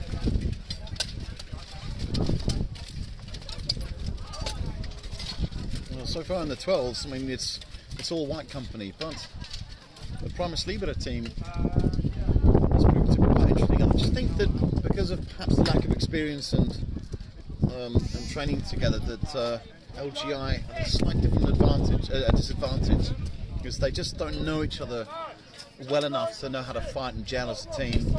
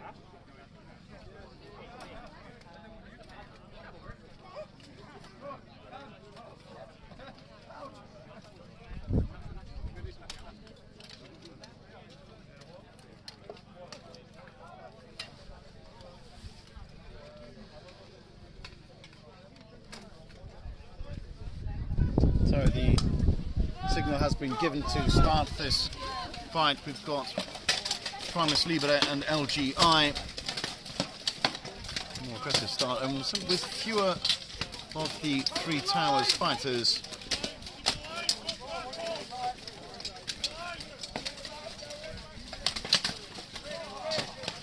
So it's fairly scrappy at the moment, and there's a very cautious approach from the fighters in the middle, but there's interesting defensive positioning from the Three Towers fighter on the right, as in the back these Primus Liberi fighters attempt to take down the Invicta fighter, who doesn't look too good on his feet there, but he's still holding on well to the list, but now goes down. And there are more of the LGI fighters going down. Primus now in control of this 12 versus 12 fight with yet another opponent down. Good movement from the Primus fighters. They move down and they go to pull their opponents away from the lists on the left. But there is a good move from the LGI fighter on the right, who manages to take down the Primus Liberi fighter. And there's another one down. Well, it's quite tentative, and that's great footwork there from the Primus Liberi fighter, and I think that is going to be called, and it is. Well, it started cautiously, but it got much more aggressive.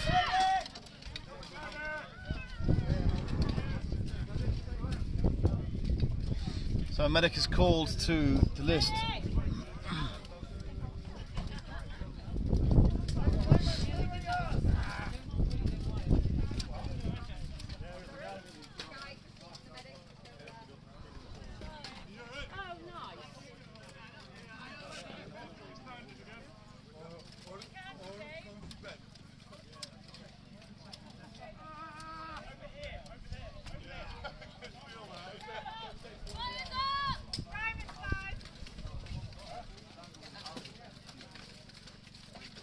So,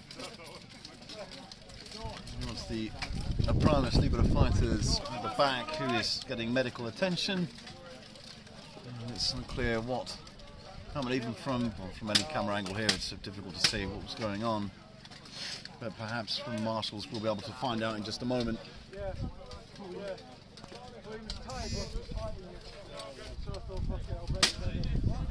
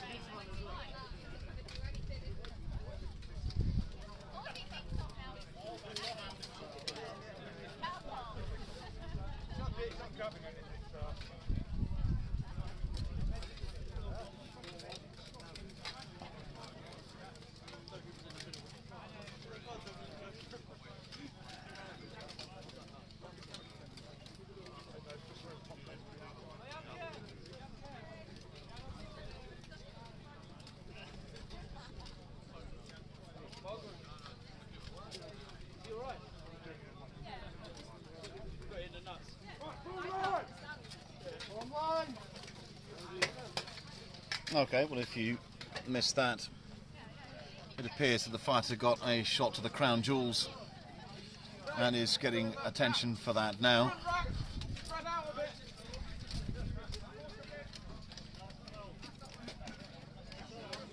However, in the meantime, we move to the next round of this fight between LGI and Primus Liberi, excuse me. Of course, that's the Primus team with Liberi and Armis. And the marshals are happy to begin.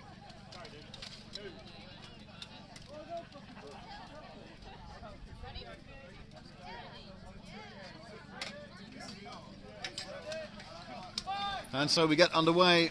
The marshals move out of the way. I wonder how this will start, but I can see, well, again, there was that quite cautious stuff from both teams there, although there is a lot of aggression in the right side of the list. The fighters getting stuck in, and already a fighter really at a stretch there, and I think it was a mistake on his part. And he's paid dearly for that mistake there. Fighters charging in, however, on his team. So, big shots coming down on the left here. The Primus Liberi fighters making a big difference there, wearing down their opponents. And you have one of the Irish fighters down on the other side, although this is a lot closer. So, again, I think teamwork is going to be something which makes a difference here, and Primus Liberi knowing each other better, fighting and training together. I think that's going to shine through a lot more. But this is good shots coming in, however, on the right from the halberdier of the Primus Liberi, who is caught by the Invicta fighter, the LGI fighter. And on the right you see the fighters making use of the grounded opponents, grounded fighters, and therefore making sure he doesn't fall down himself. So there's a good bit of aggression coming out from Primus Liberi, who are now wearing down their opponents. But so late in the day, it's understandable. On the left-hand side, you can see that even the pole-arm fighter misses his target completely, but gets it back. But of course, the target's kicked in, and that's a great takedown there from Primus Liberi, and that is it. So, with that nice takedown at the end, Primus Liberi have taken the fight. Once again, fighters needing to stay down for the count. Up the list, Primus!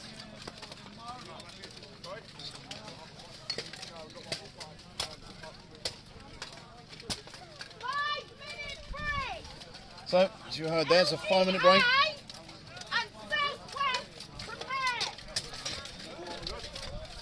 So, 5-minute break now. So LGI, who have just fought there, will be up next against the Southwest. And after that, there will be the final fight of the day. So don't go away, we'll be back in just 5 minutes. Yeah.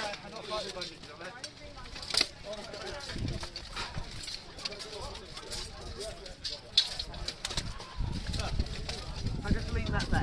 Yeah, sure. Yeah.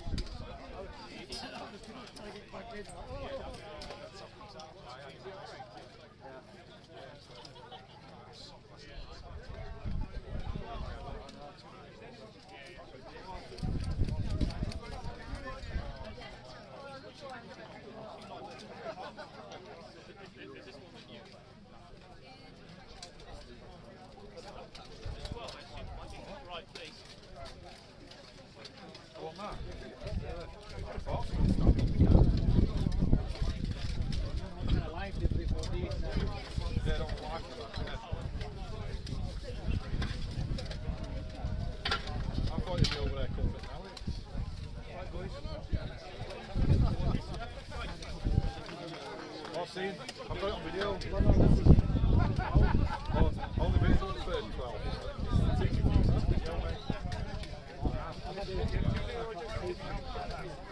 Yeah. One of them there.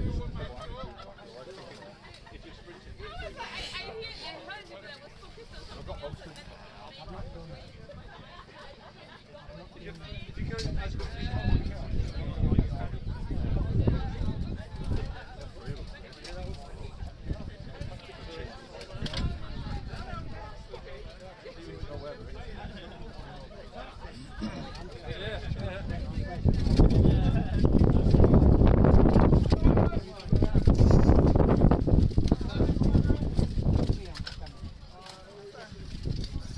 So still a bit of action left, don't go away. We've got the marshals just checking the helmets of the Southwest who are against LGI, Invicta 3 Towers and MACI. And this will be their last fight of the day, so we're drawing to a close now, but don't go away.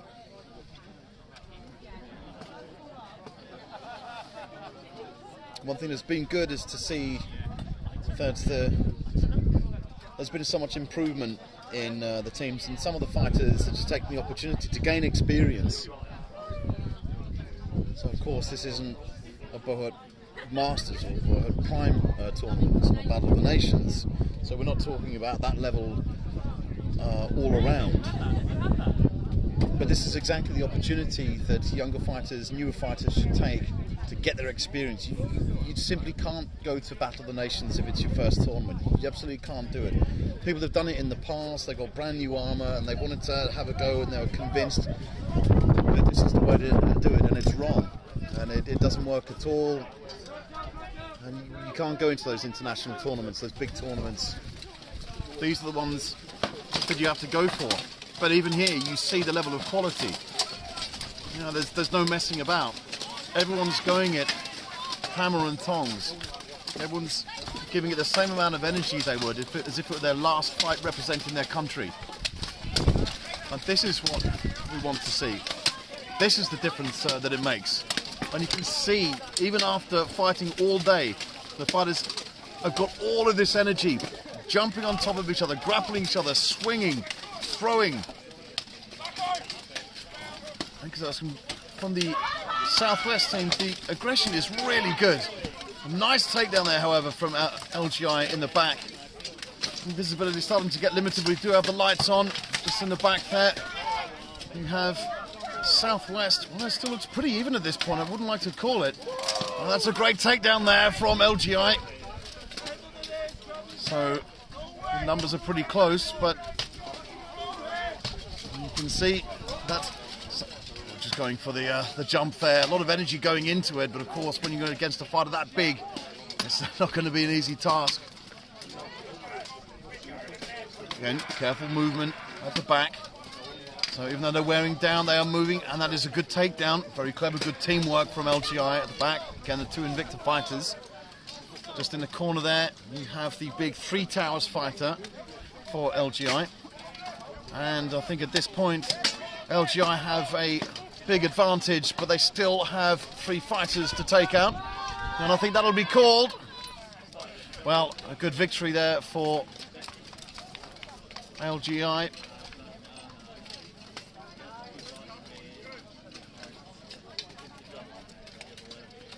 So Southwest really showing a lot of,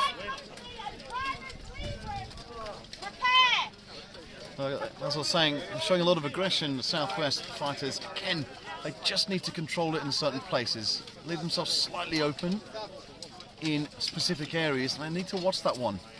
Okay, it's the 12 versus 12 and they don't train with each other normally, like so. This is one advantage the White Company has, even though they have the numerical disadvantage of only 10 fighters. They do train together, they do work together, therefore they know the tactics very well, and it does make a huge difference.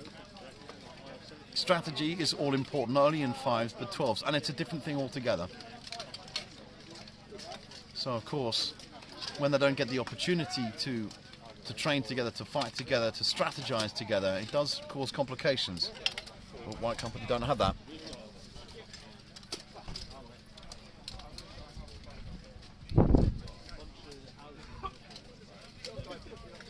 So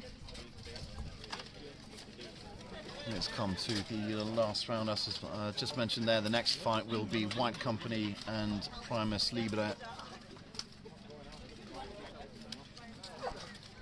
So just another couple of checks before they are to restart.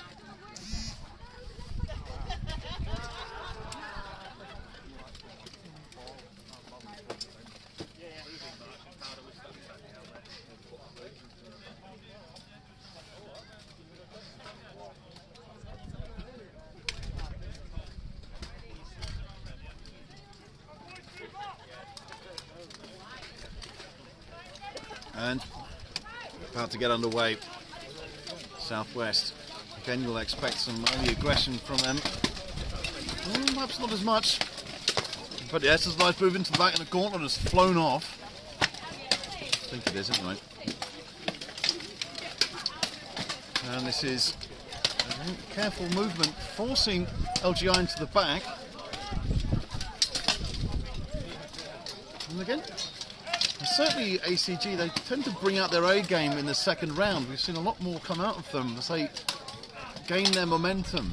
And now, yeah, they're putting LGI through all kinds of problems. Big shots there. And of course, you get these thunderous strikes, and you see them more often in the 12s because it's much harder to have your vision and awareness on point. Huge strikes coming down on the right.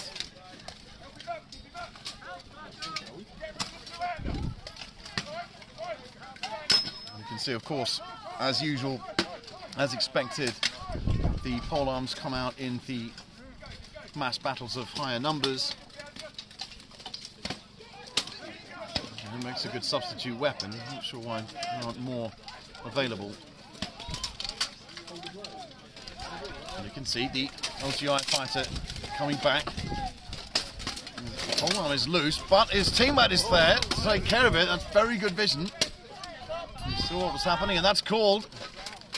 Well, once again, they take the second round. They are the second round specialists here. Not so cohesive in the first round, but in the second, very effective. Big advantage there.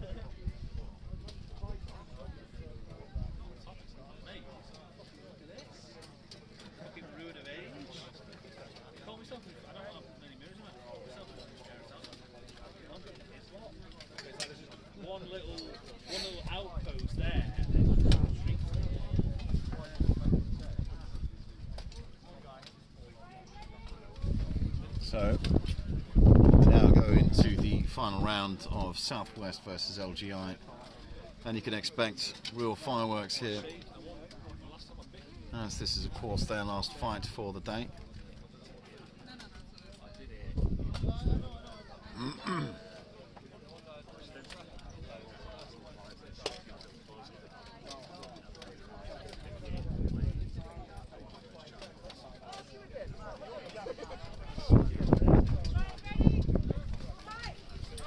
And they move in, and this is again a more aggressive stance from the Southwest fighters. Well, of course, Bank that have caught the LGI fighters in their own territory, and I don't think that'll last too long. But there's good movement and good exchange of positioning. So the Southwest fighters cross over as they try to read it a bit more. And I think that there's a fighter who was caught quite badly, the fighter in green just here, who's been crushed under the weight of those big Three Towers fighters, but manages to get back on his feet somehow. So again, vision from here is quite limited. We can only really focus on what's happening at the back here, although we can see in the back there are some LGI fighters already grounded. A big takedown there on the right, but it did mean also the Three Towers fighter was taken down too. So, again, a lot of support being shouted at the fighters here. This is pretty close, but again, I'm starting to see more good aggression there from the Southwest fighters, and I think that the Southwest will have the advantage here, so I think they will continue in, and you can see a string of bodies across the ground on the right hand side of the list, and anybody who gets anywhere near there is in great danger of falling over their own fighter, and it's been called.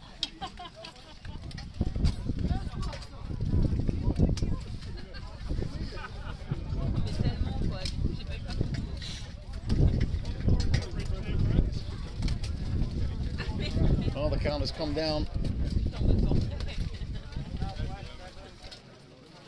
Yeah, we won.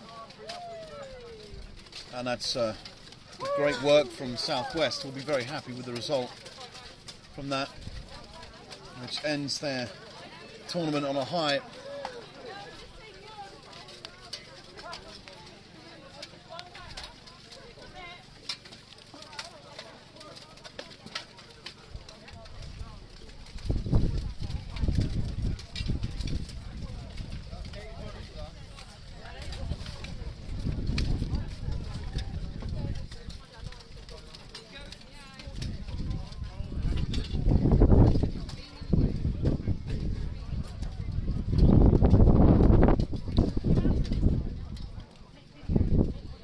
Now, this will be the final fight, as I understand, of the event.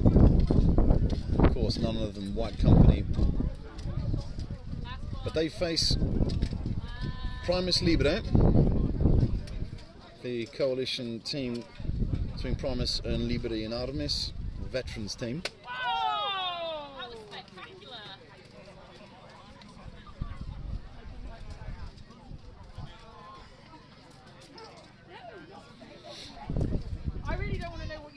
No, I think White Company will go for a more controlled fight in this, whereas I can imagine there'll be more aggression coming from Primus Liberi. I just think they've got more that they want to prove. But it's understandable, really. They want to get the most out of the fight possible. So White Company are going to have to control it and be really careful of any errors. Visibility is lower now, and of course through the camera it seems okay, but it's a bit darker than you might imagine. The floodlights are not that powerful, so it's just harder to get those precise hits, and even little gaps will be harder to pick out. So therefore White Company will have to have a much more controlled fight, but still, the more movement there is from Primus Liberi, I think the more likelihood there is that they'll get to these vacated areas and actually force some errors in White Company.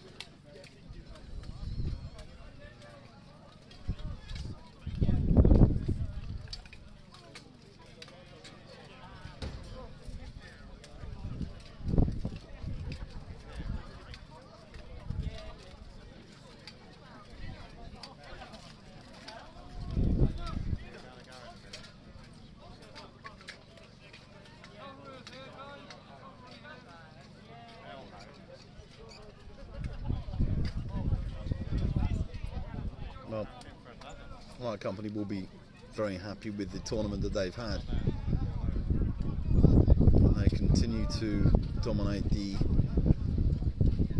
sport in the UK, but as we've seen today, it is testament to the improvement of the UK teams. And they lost a round against the Three Towers team earlier in the 5 versus 5, which was duly deserved. Three Towers have had a fantastic season. So they've come from Scotland, and they do have an English fighter in their ranks. Ladies and gents, this is the last fight. So don't forget to get yourselves warmed up, get across to the horse box, get yourself a hot drink, a sandwich as well. Make sure that you're back here.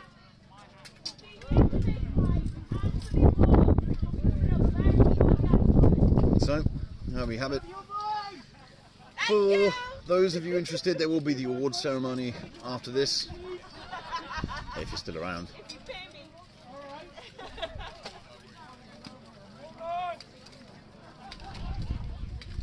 But the time has been called and the marshals are summoned to begin this final fight of the event, the Cygnus Cup. And Primus charged right into White Company, charging them back right into it. Well, they made a couple of mistakes and there are fighters down. A lot of them, but that was incredible. That charge from Primus threw White Company right back, and I really don't know how they deal with it. They do have a couple of the Primus Liberi fighters down. And we're taking one of these numbers. Great takedown there in the middle. Quite hard to see, but now White Company are getting it back together. So that early rush that caught them unaware. So they do have fighters down as well. But squash, the communication needs to come out.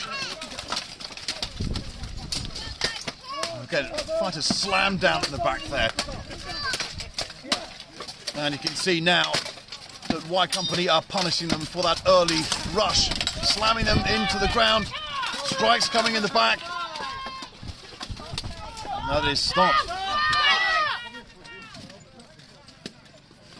Well, that early rush that pushed White Company right back. I mean, that's that could have come off a lot worse. They had one fighter who didn't make it through that, but it could have gone a lot worse for them. Of course, making that rush, White Company also know that the faster you head towards them, the less balance you have. So, putting weight on top of them and jumping over them and locking over their helmets is going to put the opponents in a bad position. The question is, will they try it again? It was not a bad start. If they controlled it a bit more, they could get something from it, but something tells me they won't try it again. But it's hard to say.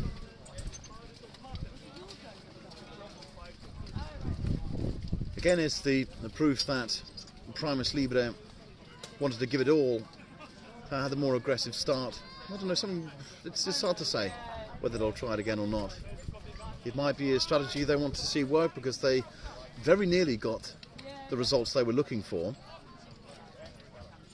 But White Company will hold back a bit and wait for them.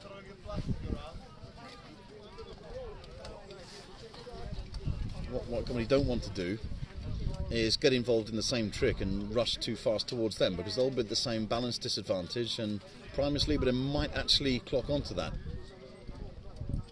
So I imagine there'll be a more cautious, steady start from White Company.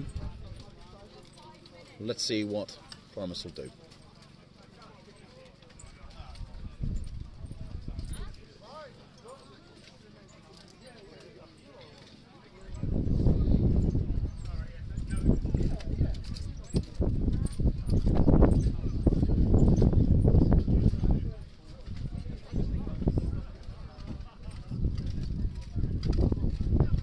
Rush tactics have been tried and tested, unfortunately failed in the 5 versus 5. As people tried that one, and often you see in Battle of the Nations when you have Russia 1 versus USA 1, There's a tendency to try that tactic, but it's not the most reliable one.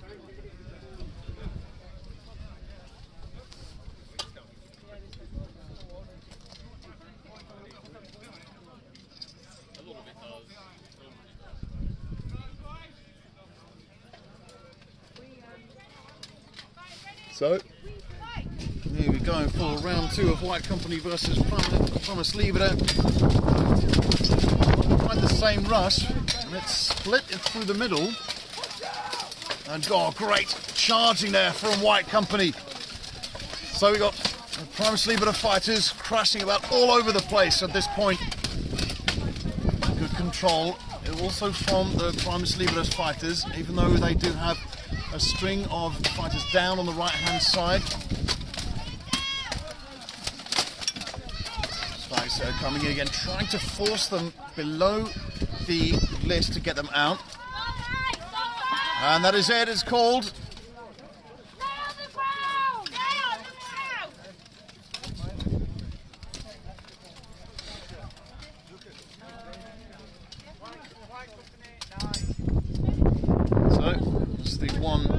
Down for White Company. So that is it.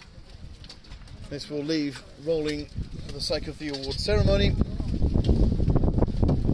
But that is it from me and the live stream. So we see White Company dominate once again, as I mentioned before, but against very, very strong UK teams. And it mixes things up a bit. So I think for the next Battle of the Nations there'll be an interesting selection process. And there's some great talent coming out. The strategies are a lot more carefully thought out. So that is us from the Cygnus Cup. Again, if you want to see stick around for the medal of the award ceremony, you can do so.